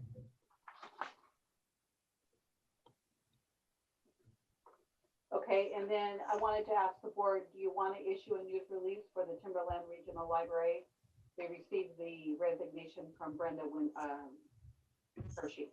Did any of the other commissioners receive any phone calls from other commissioners from other counties? Requesting her not to resign and some of the issues that are happening there that we might need to look at as a commission? Yeah, I received, I spoke with one of the Lewis County commissioners and yeah, I would hate to see Brenda leave to resign. I would like to ask her not to as well, but I wasn't going to do that without the commission. I just wouldn't, it's one thing to ask on my own, but that's not what would be needed here. What do you feel about that as a commission? Man, she is such an asset to the library. Well, with that, there would be a request that we look further into some of the issues or questions that she's having. Kevin? So, I'm typically pretty agnostic when it comes to asking people to stay on once they've submitted a resignation. I totally respect her, the work that she's done as part of the library board, certainly on, through her resignation and then the subsequent letter from Timberland Regional Library System. There are some concerns that are there. I'm not sure how comfortable Brenda would be staying on given some of those correspondence that we've been included on. Certainly if she wants to rescind her resignation, I would have no problem with that. But if she's more comfortable moving on and, having us do some sort of inquiry, that's certainly okay too. Where are you at with me requesting her to reconsider? Say that again, I'm sorry. Where would you be at on having me request her to reconsider though? I don't, because like I said, I think this is something that the commission needs to, with the commission behind it or not. So here's where I have the trouble. Brenda has been on the board for a number of years, and we're just now hearing about these issues that were said to have taken place more than a year ago.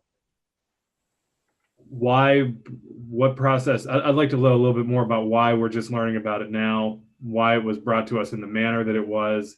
And I have the sense that Brenda perhaps is done in terms of wanting to pursue this any further, and then laying it on us to do that, which is fine. I have no problem pursuing it. I don't have a real passion one way or another to ask Brenda to stay or go. Seems like she's made a decision. I'm not sure, was she compelled to do that by somebody else? Was there some other factor that isn't in her resignation letter? I don't know. But if she wants to go, that's I totally understand that and respect it. And wouldn't want to ask her to stay on in a situation that she's not comfortable in. She's a strong person with a great background. I think she can handle her business with no problem on the board. So that tells me that perhaps she just doesn't want to at this point, and we need to address some of the other issues as a commission. Well, I can share with you that she called me before she sent the letter of resignation and did some explaining to me about it, and it seemed as though she was more at the point to where she felt from her position she couldn't get the point across or fight the issues that were occurring from inside. That the only way was to do it from the outside because she didn't have any of the support that would be needed. That's why she decided to go this route. I'm not sure that I always agree that going to the newspapers and stuff is the best. I'd rather be handled internally, but if you can't get something done internally, or you feel like staff is controlling the situation. I've seen that over and over again. When you feel like that, and if they are, in your opinion, you can't get over that. The only way is for somebody to come in and help, or leave and fight from the outside. Yeah, I personally, I don't understand that. She had a position of authority on the board of trustees. Certainly could have come to us at any other point in time. And so I don't, I haven't had a chance to have a conversation with Brenda yet. I will do that. However, I haven't yet, but I don't know. I mean, at this point, I'm not inclined to encourage Brenda to stay on, especially given what you've just said, Commissioner, and that she feels she might be more effective from the outside. So I don't, there's a lot here that concerns me on both sides. Well, and that's why I didn't, at the commissioner's request, I didn't do that, because I thought that's a conversation we should have. But then at the very minimum, I think we need to probably have a conversation about the entity and see the validity of some of the claims, and have those conversations at the very minimum. I hate to see her step down in situation, because she feels like she has to. But if she's at the point where she's done, then I know for me, if I was done, I would be, you couldn't beg me to come back. And so she is definitely a strong woman. And so I value her opinion and her situation and her, maybe she also has other things, a different future planned as well. So I would say let's look into some of the issues that they're talking about and go from there. I can tell you, I do respect her numbers. I've known her for a lot of years with some of the numbers we've dealt with at the county. And even when she has had different numbers, if you show her and explain it to her, she sees the numbers and she changes her perception of it. So when she starts telling me about numbers, I start getting worried. Well, I think what concerns me is, you have Brenda's account of what happened. You have Cheryl's account of what happened. And, in particular from Cheryl's account, it seems like there was board authorization to enter into this salary survey. I think there's a lot of facts that we need to figure out as to what the board's intent was, and just exactly what is happening here. So, I mean, there needs to be more discussion for sure. Well, now the hardest part is, because it's such an odd setup, how do we do that? Do we have the right to do it individually, or should we be asking for a collective? Because it's such an odd situation. I've thought about this for quite a while. I've been trying to figure the best ways to do it. It's not that simple. It's like a commission. For me to walk in a room and start demanding stuff means nothing. I'm one commissioner. We need two commissioners to make it. Well, same situation here, and I don't know what to do except for maybe call for some type of small summit or something and appoint somebody maybe to it, so we don't do it as a commission, but appoint somebody and ask for that summit. I know there's one commissioner, at least in another county, who said that the other commissioners are on board with it. And I believe this commissioner, highly respected. So I don't know, maybe we can do that. Yeah, I think that would be appropriate. I think there would, somebody, whether one of us or staff should reach out and see if there would be the willingness on each of the counties that contributes to this to have a representative kind of convene a council or a meeting of the counties and start to dig into this. I don't know any other way to do it. No, I think that's probably the best step forward. I would agree. Do we want to have someone take lead on this? Again, reluctant, I would volunteer. But if somebody else would like to do it, I'd be more than happy for them to do it. But I can tell by the giggles That's not how it's going to go. Well, if nobody else want to, I would volunteer. Commissioner, I'll step up for this. Oh, okay. I'll let you off the hook on this one. Thank you. I appreciate it.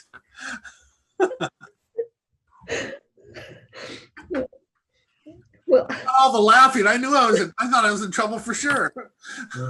Forgive me. I just thought I'd let you squirm a little bit. Yeah, you did. So then I am supportive of you representing the commission and calling for that meeting and seeing what we can come up with. I support that as well, and thank you for stepping forward. Yeah. It was kind of fun watching him squirm, though. Not want to issue a news release right now, or do you want to go forward with that to fill Brenda's position? I would be fine issuing a press release. That's just my opinion, though. Yeah, I agree. Well, I think we decided that that's how we're going to go about it. Look at it from a leadership position, not ask for a changing of her position. That's what I understood, right? Right. Yeah, I didn't follow that. We are accepting her resignation and trying to fill her position.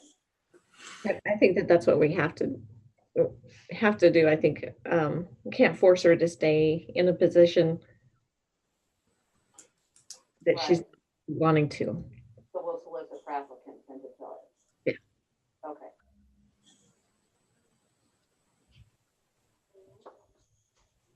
Then we'll move on from here. I see Ross is on. So Ross, do you want to catch up on your park host contracts? Alrighty. Good morning, everybody. Sorry I was a little bit late there. Having a little VPN issue.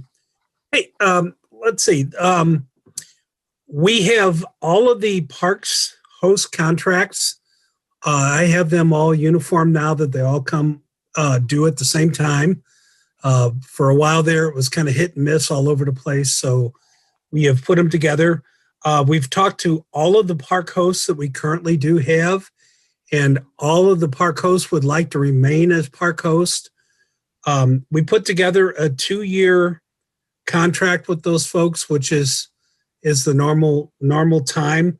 The only person that asked to just do a 1-year was Clayton Castro from up at Sand Hill.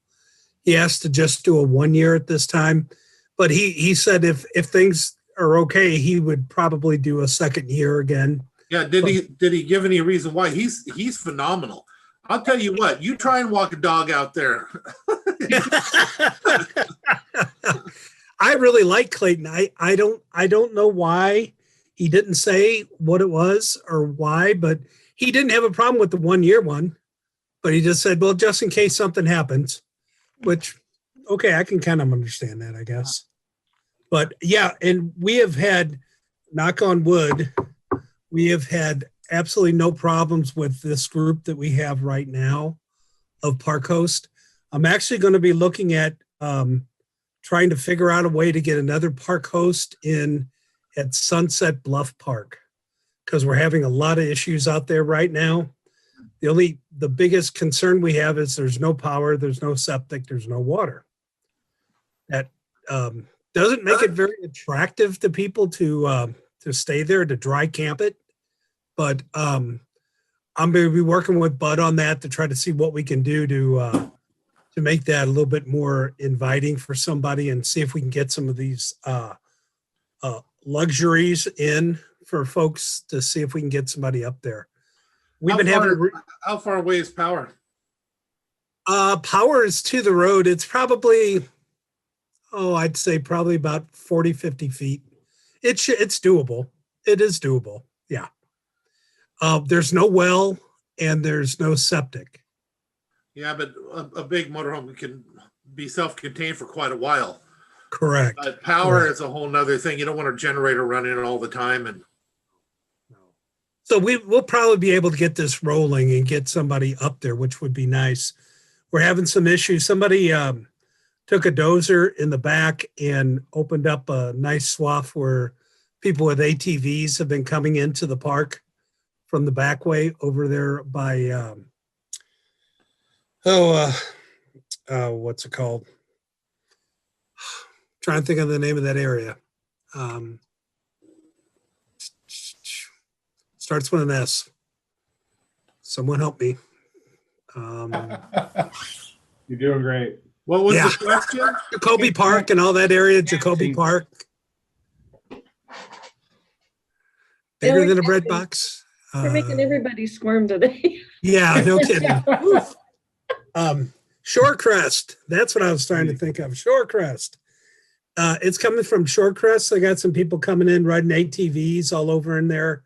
And so Bud and I went up there and looked at it, and so the other guys, and we're gonna come up with some kind of a heavy fence for the front, for a front gate. It's gonna be one of those like a forestry kind of gate, but we're gonna have to put some stuff in the back area too, where the ATVs are coming in at. But I think if we get I think it would help quite a bit if we got a park host in there that could maybe, keep a little bit better of an eye on it. The people there have been really nice. I met with 8 of them that are from there who have really got some concerns because things have just gone absolutely crazy up there just recently. And got the sheriff's office involved and a couple other people involved that maybe we're going to make a little difference on this one, hopefully. So, but what I would like, go ahead. I'm sorry. Sorry, what kind of damage are they doing to the park? Oh, they have completely driven through the gate that we have there now 3 times. They've gone through the fence twice, and we keep putting it back up, but it's just not. I mean, it's easy enough to do. We have game cameras up. We've caught a Subaru and a Durango. We know who owns the Durango. That's the one that we turned over to the sheriff's office, and they trespassed that person. Greg Castello, I believe is his name. They trespassed him for a year. He's the guy that lives on a boat that was also our person at Jacoby Park. So he lives on a boat, takes a dinghy in, and then drives his Durango during the day, and then comes back and parks in the park. So, but back to our park host contracts. So we were looking at doing those. They expired December 31st, 2020. We're recommending that the contracts, the new ones go through December 31st, 2022, with the exception of Sand Hill, which is, he just wants 1 year at this time.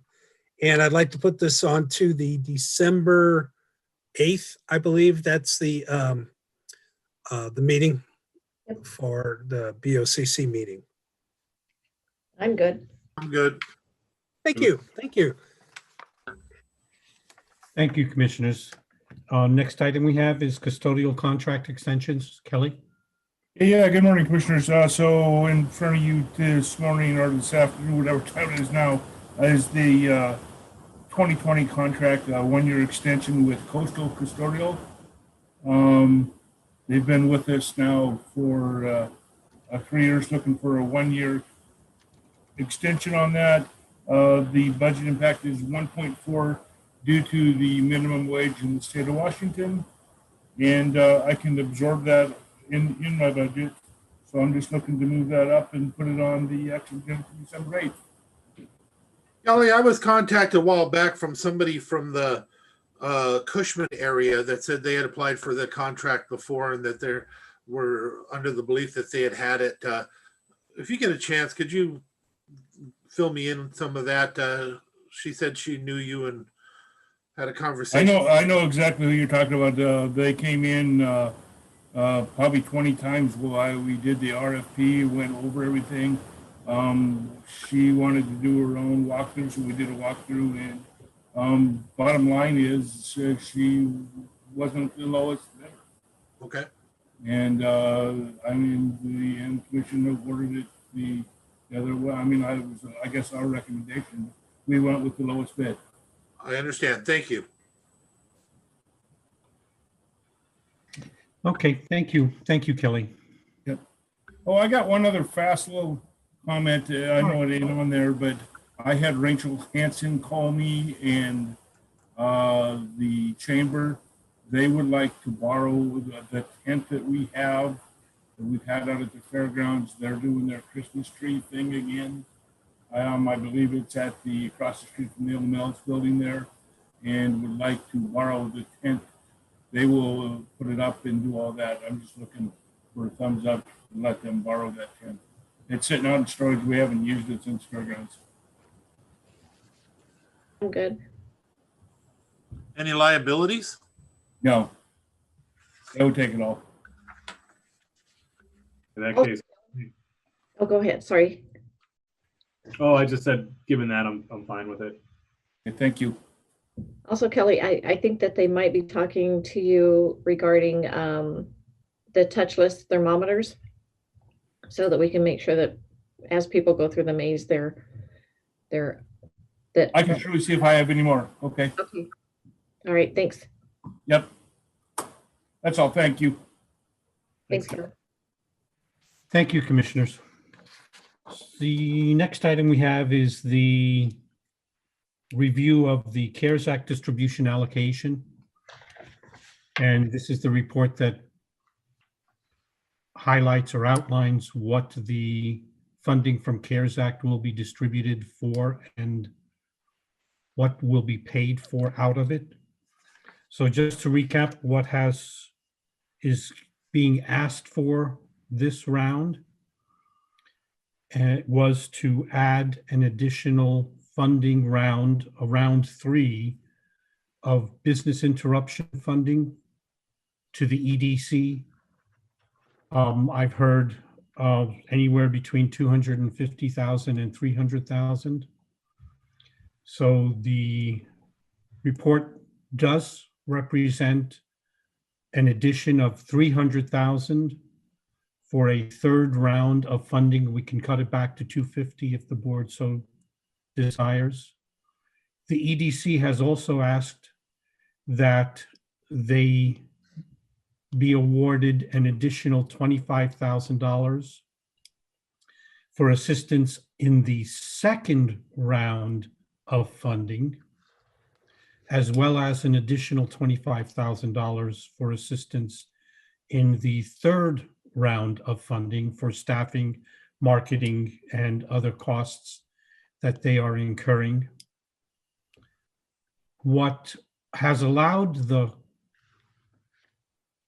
county or the general fund CARES Act to add those dollars to the distribution report was a transfer of costs that the general fund had incurred for COVID-related mitigation costs, medical supplies costs, PPE costs, and things of that nature, which was on the general fund side of the ledger.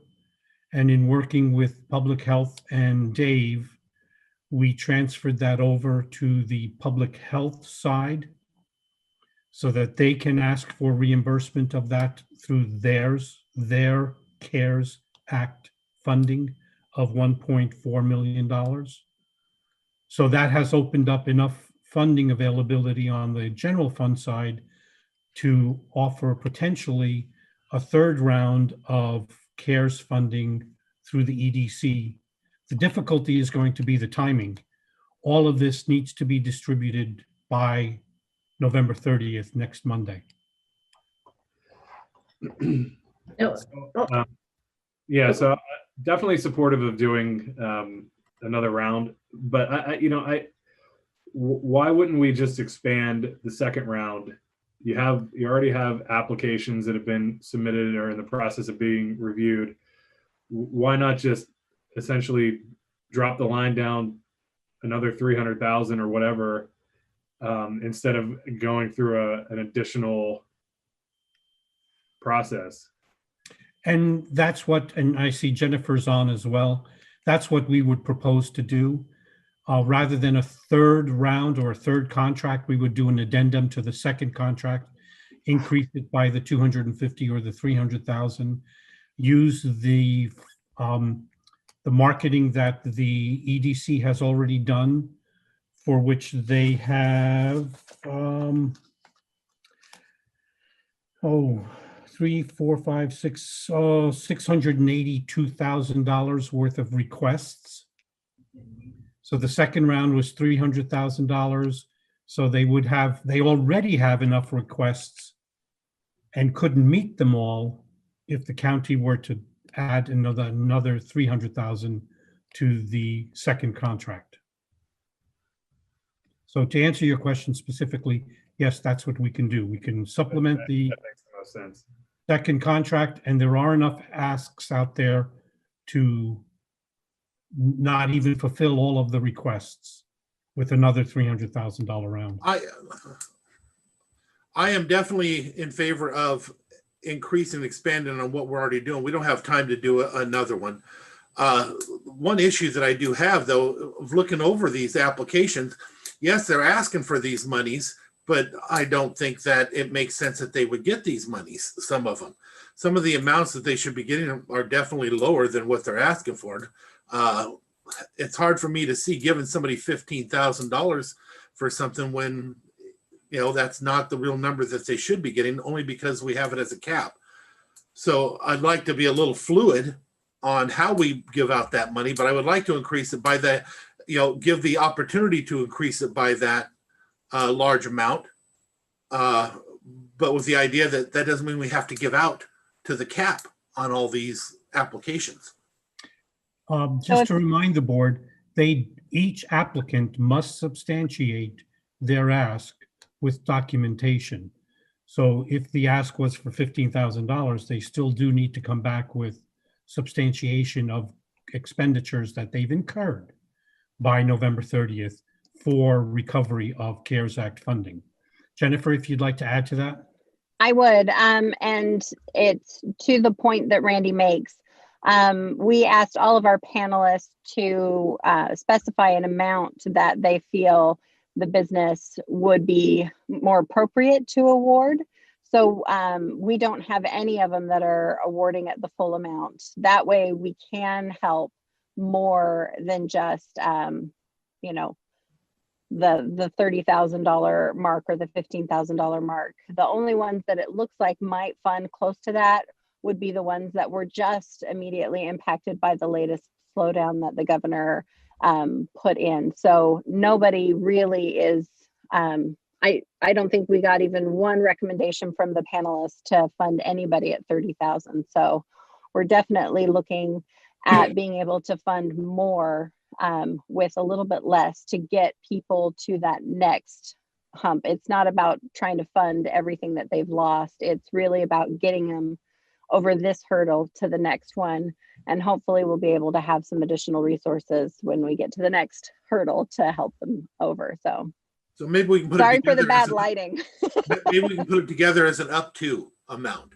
Mm-hmm. But we have to do it right away so we can make sure that we claim and get the rest of that money through reimbursements for law enforcement or something to make sure that every dollar comes back. But maybe we can do it as an up to amount. And since we're tacking it on to if we tack it on to the second request, I'm definitely in favor of the 25,000 for doing, this last round that we're doing to go to the EDC also. So perhaps, I guess maybe the idea would be up to 275,000 additional plus a $25,000 amount to the EDC for administrating of the funds. And Frank, did we get confirmation back from Commerce that, because I know that they had concerns over the 25,000 in the first round. So did you get confirmation back from the EDC or from the Commerce saying that we were able to do that? I know they definitely need the help and they've got extra bodies coming in. So was that approved, or do you know? If I may ask, Jennifer, Mm-hmm. Byerly. Oh, sorry, wrong Jennifer. Okay. Yeah, you spoke to the Department of Commerce. I did. I spoke to Katie Eaton at Commerce this morning about that, and she was fine with us reimbursing.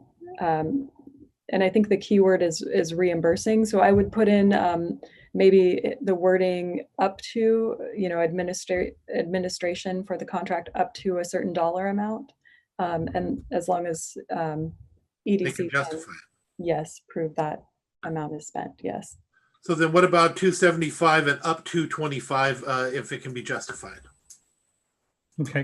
Or up, no, I'm asking other commissioners. And I should have said up to 275 additional on the expenditures to these businesses, up to 25 for administration. So is it possible to do the 300 and then do the up to the 25 for administrative help? Would we I don't think we're going to have 300. I don't think we're going to have 275. Using the same people that we already have, and if we use the same dynamics of using the panelists to decide how much they think there should be going there, I would be hard pressed to see them really double some of the things they're talking about. Mm-hmm. Jennifer, do you know, Jennifer, what's the amount? I've worked on this over the weekend, and we set it up so that we were planning on 250. So we can fund everybody on the list with some funding up and get close to the 550. And then also, just to be clear, Jennifer, are you asking for 25,000 to be added to the second round, plus 25 to be added to the third round? There won't be a third round. No, it's just one amount, but it'll cover both of those grants because we're utilizing the work that we have done for the second round to go into the third round. So it's 125,000 for both of those. So it's for the total funding and for the work that will be going in for those 60 plus applications, but it will cover both of the rounds. So it's not a separate ask for each. And I want to clarify from my perspective, it's also not just for the administration of this, but all the work that's going in to create the connection for the people to do all this out there in the community, all the different work and the delivery that they're going to have to do. Right. They've been doing a lot of work for COVID, way and above this grant. They absolutely have. So I'd be comfortable at 250 plus 25, if that's the request. Commissioners, I do need to add that we would need to do another budget supplemental for this. And we can't amend the one that we already have in the works since it's already been advertised. So we would have to do a new one. And in order to make the December 15th deadline for that, we would need to brief it and hold a special meeting on Monday, the 30th of November, get that resolution adopted and sent to the paper by 5 o'clock that day in order for 2 weeks of advertising to be done on the, December 3rd and December 10th papers, and then hold the hearing on the 15th. Jen, this is Ann. You could also add the request to tomorrow's agenda. I think it would make more sense if we're going to do it tomorrow. I thought we couldn't go over the amount that we advertised. Am I wrong? It'll be a separate hearing on December 15th. And notice the 15th meeting tomorrow. Oh, notice the 15th meeting tomorrow. Okay, I see what you're saying. If, Jen, are you ready? Tomorrow, can you have something ready today to add to tomorrow's agenda? Yeah, I can get that ready. Okay. Does the board want to do that? Yes, that works for me. So I guess on a number, I'm good at 250 plus 20, up to 250 and up to 25. Same. Yep. Thank you, commissioners. Then we'll move forward with that. The only thing that I wanted to add in the conversation around the distribution, we still have on that distribution a request by the Hood Canal for delinquent accounts of $105,000. And the question is, can I confirm that we're not moving, or are we going to move forward with the funding for that as a separate contract? Did I understand that they chose not to apply also in this manner? They did, because I reviewed their application. Oh, you did? Okay. because that email that I got sounded like they were not in favor of that. So They might not be in favor of it, but somebody from there definitely applied. okay, good. As well as the listing or the item for the sheriff's office body and vehicle cameras. They are still included in this list of $780,000. Also, just so that the commission is aware, regardless of how much EDC does avail the loan, the grant for business interruption dollar amounts, the county will be in a position to ask for reimbursement from Commerce for the entire dollar amount of the CARES Act funding at this point in time. Whatever we don't give out in reimbursements for business interruption grants, we will be able to request reimbursement for the public safety officers from the Department of Commerce. I thought during our budget that we had decided to hold off on the cameras with the hope that it may get some type of reimbursement or compensation from the state, but if not, still keep track of this money that we're bringing in to utilize for that purpose. So that's what I thought we said at our budget hearings. So what we are doing with CARES Act is we are not going to be asking for reimbursement on cameras. We will be asking for reimbursement for public safety officers.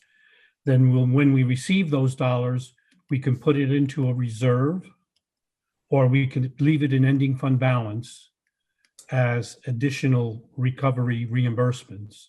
And then when we receive, or when we get to 2021, we can purchase those cameras. If the state reimburses us, we can still request for reimbursement, or we have the funds available in reserve to pay for those cameras should the state not reimburse us. So we have the option of going both ways. So I still support the helping the Hood Canal with their, well, it wouldn't be theirs, but it's the customers' utility bills. And I think they also, the PUD3, weren't they also asking for assistance with the hotspots still? So that's the next item on our agenda. Oh, I'm jumping, sorry. That's okay. Before we do that, the governor has included conversation. So the governor has supposedly included something in his new compensation package for COVID for utilities. Does he consider them a utility? You know, I'm not sure, because I think that's going to go through, oh my gosh, their name just left me. Commerce? It'll go through Commerce, yes. And as far as I know, that they have more. So according to the latest press conference, they will have more money for business relief, for rental and utility assistance. And it seems like there is one more thing. But I wonder if he considers cable a utility. Well, I think that they're important. Their broadband.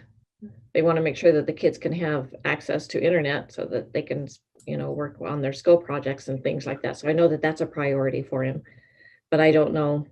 I couldn't read his mind even if I tried, and I don't know that I want to.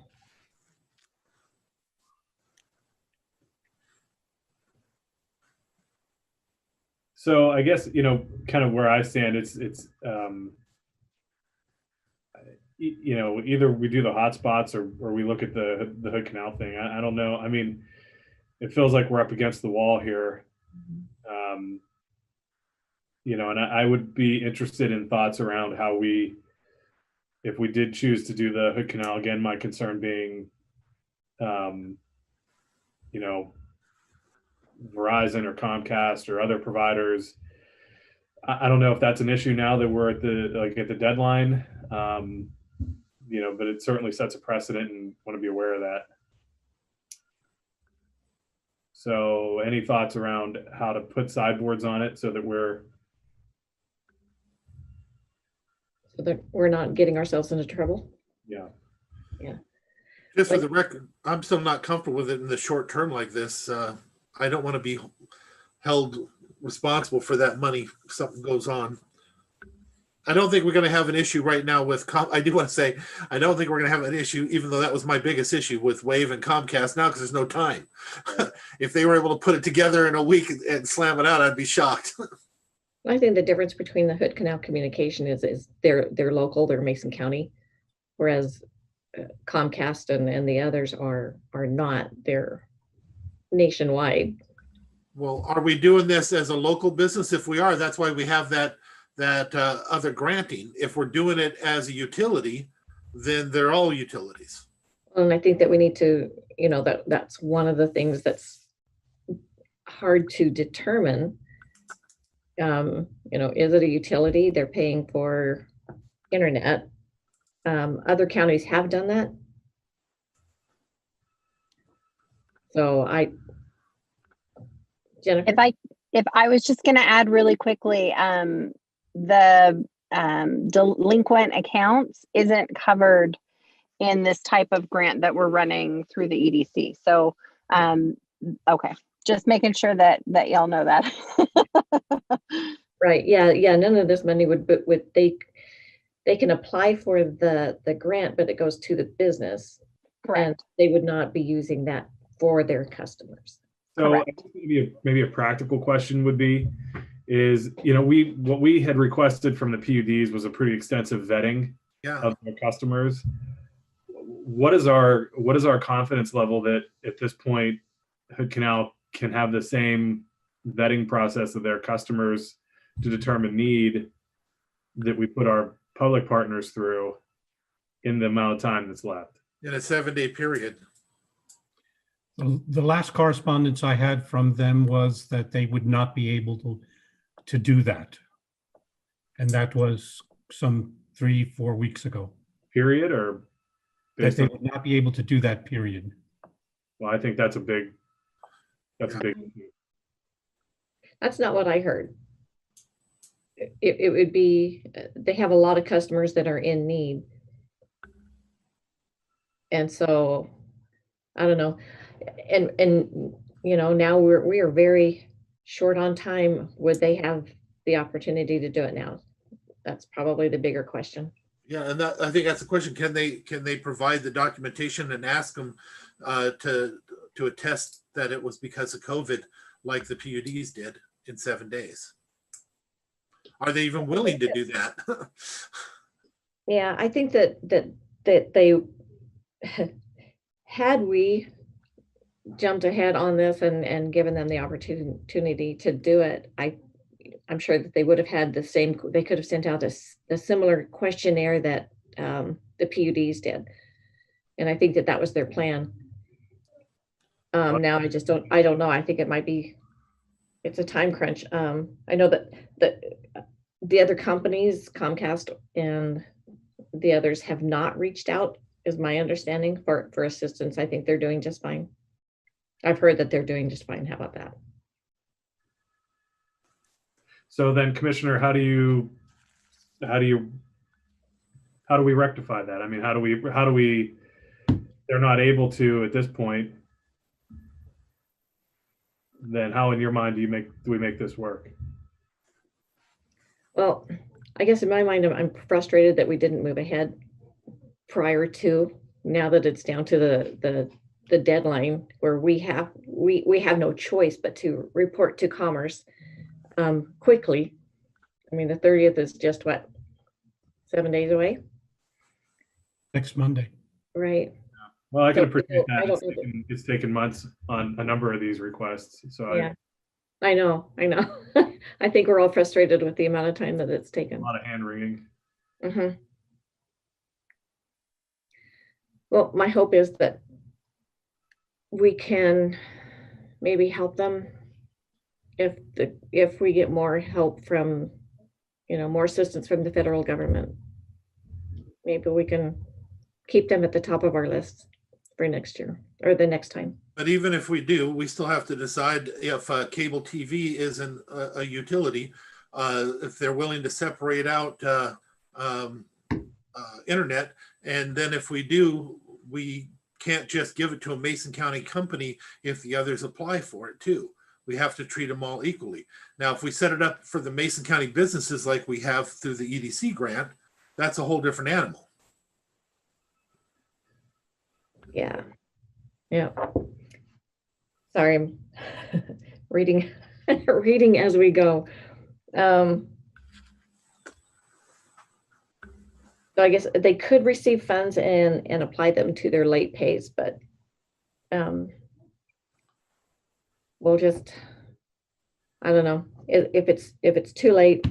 7 days is tough. And can we get a subrecipient contract going with them that soon, Frank? I think that would be the biggest question, because we'd have to bring it before the board to get that approved. Which would have to be tomorrow. Right. And I don't know that we could get that together that quick. Well, then again, also we would have to make sure that they may be able to apply to their late pays, but that doesn't mean it's COVID related.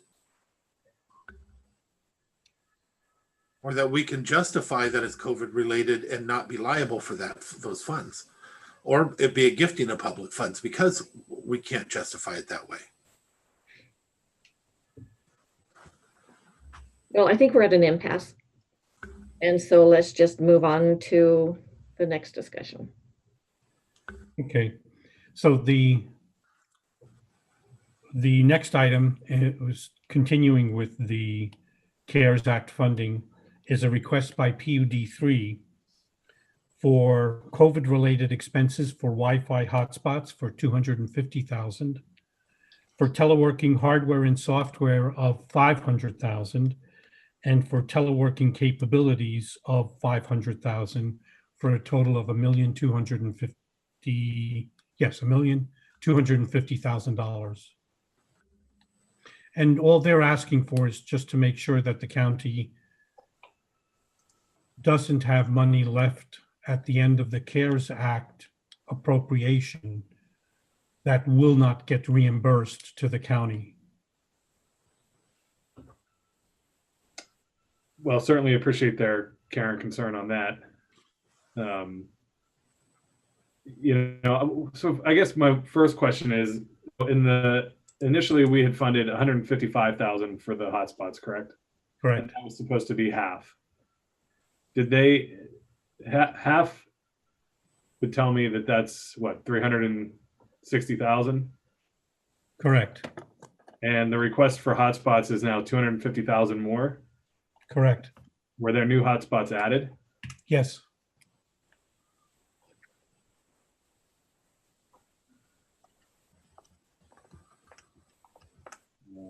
Okay. I'm just looking for my email from them. Feel free to chime in. I'm looking for my inbox. So yeah, so the hotspots are one item.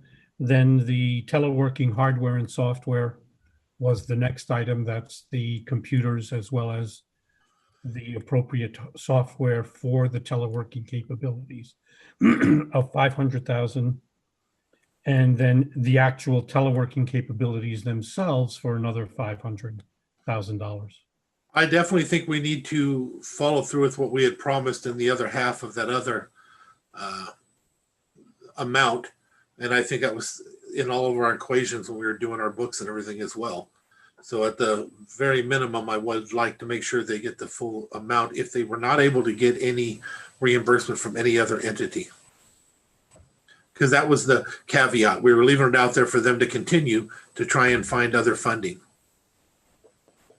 And as I understand it, and I don't have an attestation, they were not able to get additional funding. And the promise was that we would pay half of the first half at 155, and then we would consider the second half at 155. At the end of the month. And I think we're at the end of the month. Correct. Right. I would support giving the other half or funding the other half of the hotspots. I'm not sure about the teleworking. Now, remember, if I may, we've already, prior to this 155,000, we had, if I may, $180,000 worth of funds available out of our distribution list.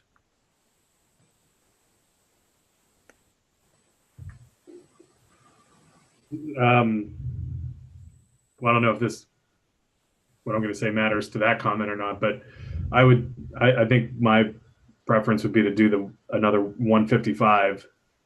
I'm not sure what the thought process was on the additional hotspots that they did, but I think that was our commitment, and beyond that, I would be uncomfortable.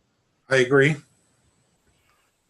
Okay, so then we'll move forward with an agreement for an addendum to the first agreement of the 155 to add another 155,000. Unless I'm missing, I don't know if I'm missing something in that equation, but okay. I don't think so. And commissioners, just to clarify, this is Jennifer again. I will add that 155,000 then onto the budget amendment for tomorrow. Great. Then that should be the end of the budget amendments. I hope so. Yes, please.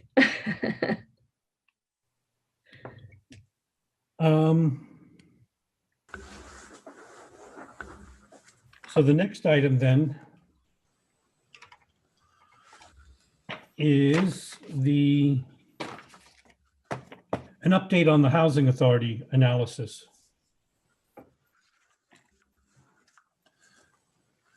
So in conversation with our deputy prosecuting attorney and the outside counsel that Tim had contacted regarding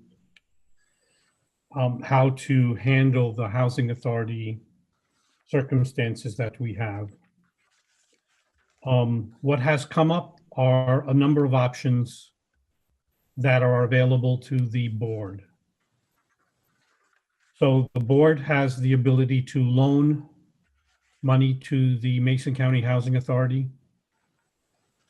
It has the authority to grant funding to the Mason County Housing Authority. It has the ability to offer funding from the existing county housing revenue programs where there's eligibility. So those are somewhat limited funds, and the housing program within our public health department would need to determine exactly how much of those funds are available to supplement a loan and or a grant.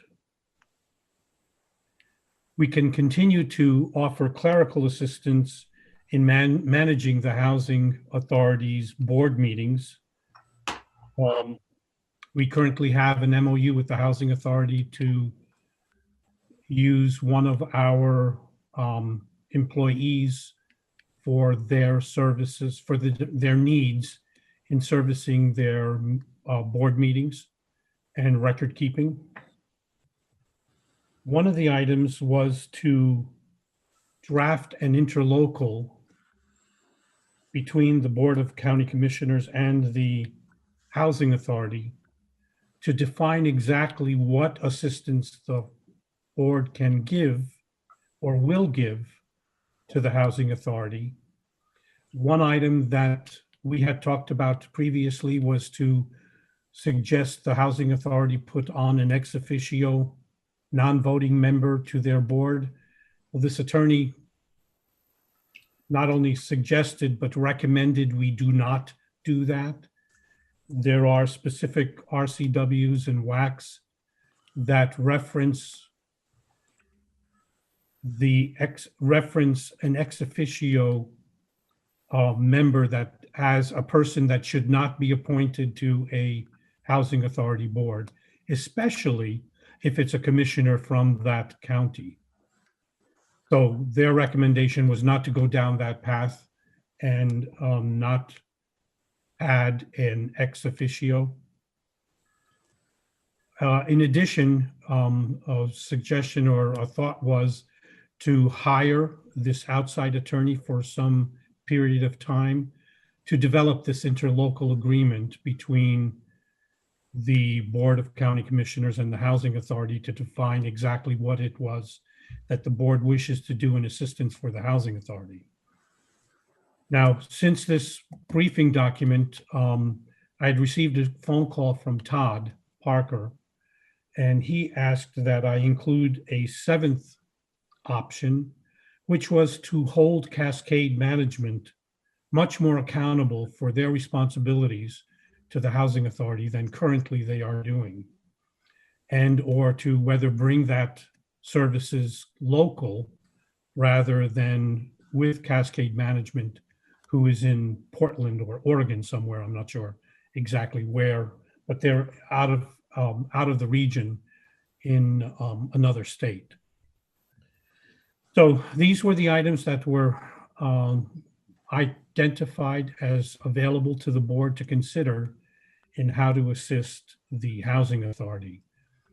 If I may also remind the board that for the moment, what they need is somebody that can go in and work with the board, either a current or newly appointed board member, and take on the responsibility of a secretary, executive director, and look at the finances and the financial opportunities that the Housing Authority has currently within its own structure, taking some of the work away from Cascade Management to fund that individual's salary, or in an interim period, have the board either loan or grant funding to the Housing Authority so that they can take on those functions and begin to look at their issues internally.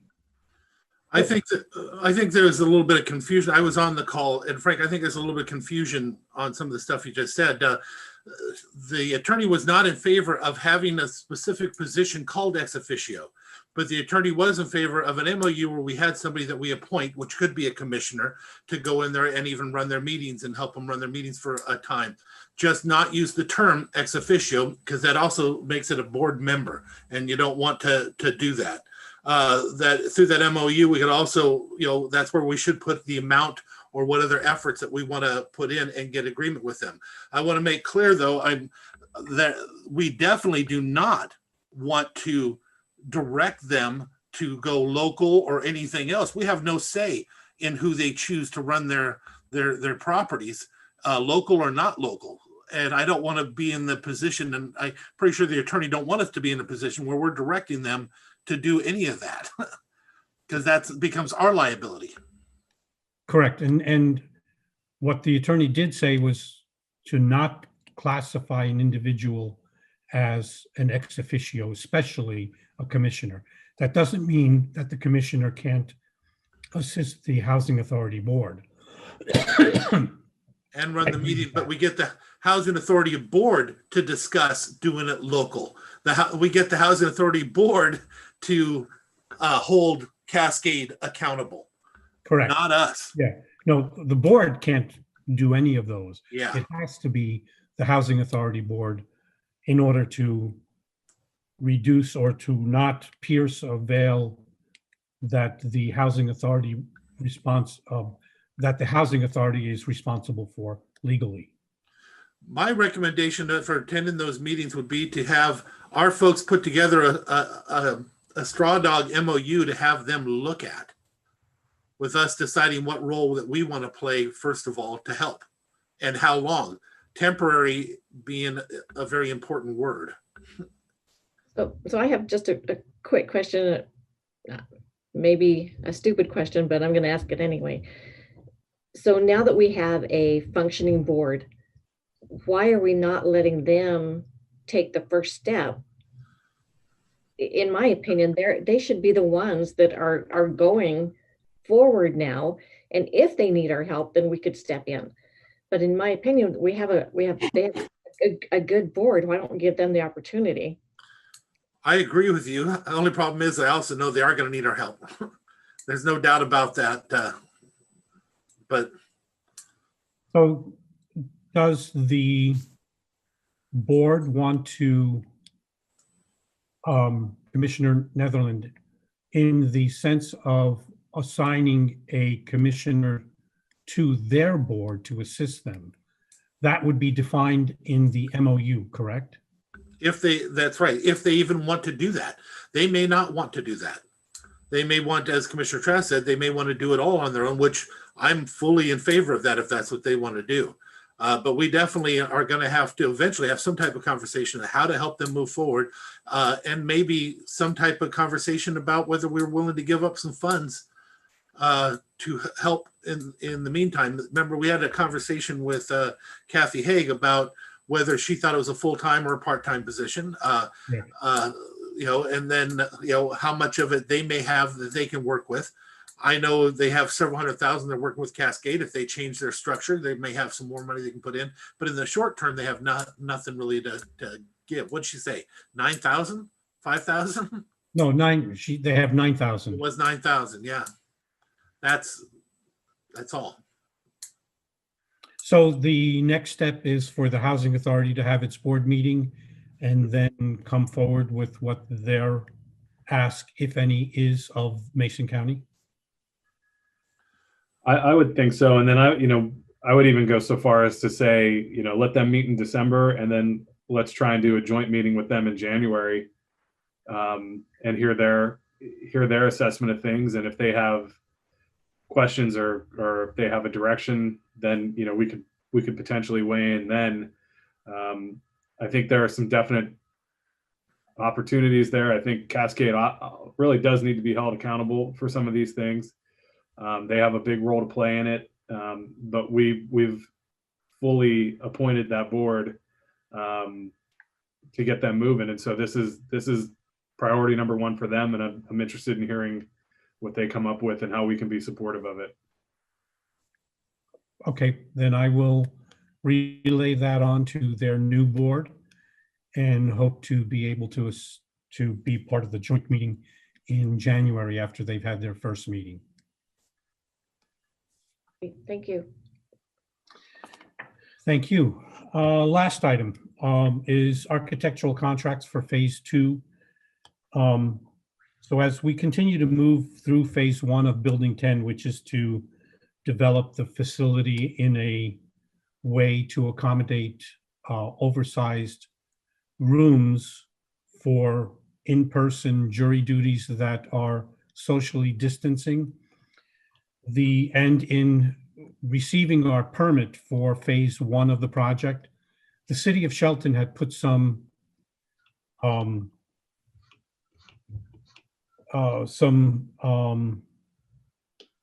restrictions or requirements on their issuance of a certificate of occupancy that would have been in the phase 2 component of this project. In other words, how does the parking around the building change? What type of civil engineering is required? Landscaping around the property.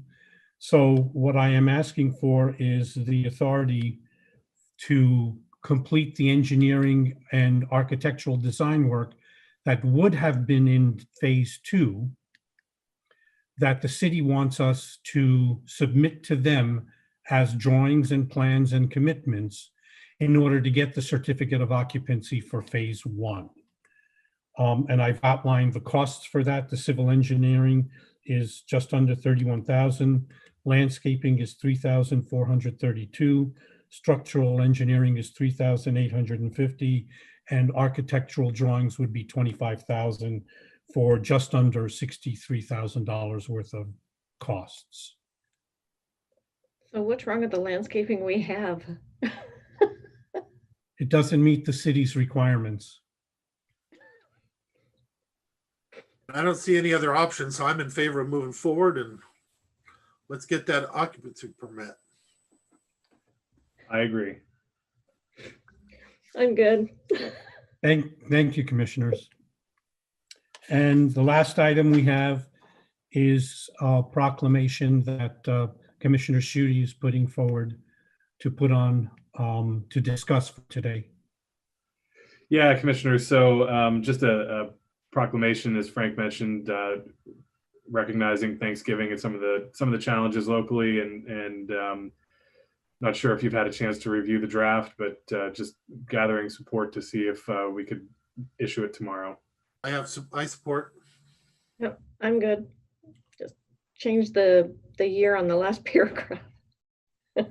Oh, yeah, I'll give it another read over. Okay. And that's all we have, commissioners. Thank you. All right, thank you. All right, we have commissioner discussion, or our next item would be a closed session. Guys ready for the closed session then? We're ready for closed session. All right, and I think Frank sent us the invite. Are we intending to take any action? I'm sorry. What? Are we intending to take any action after the closed session? I don't believe so. No. Okay. Yeah. All right. All right. See everybody over there.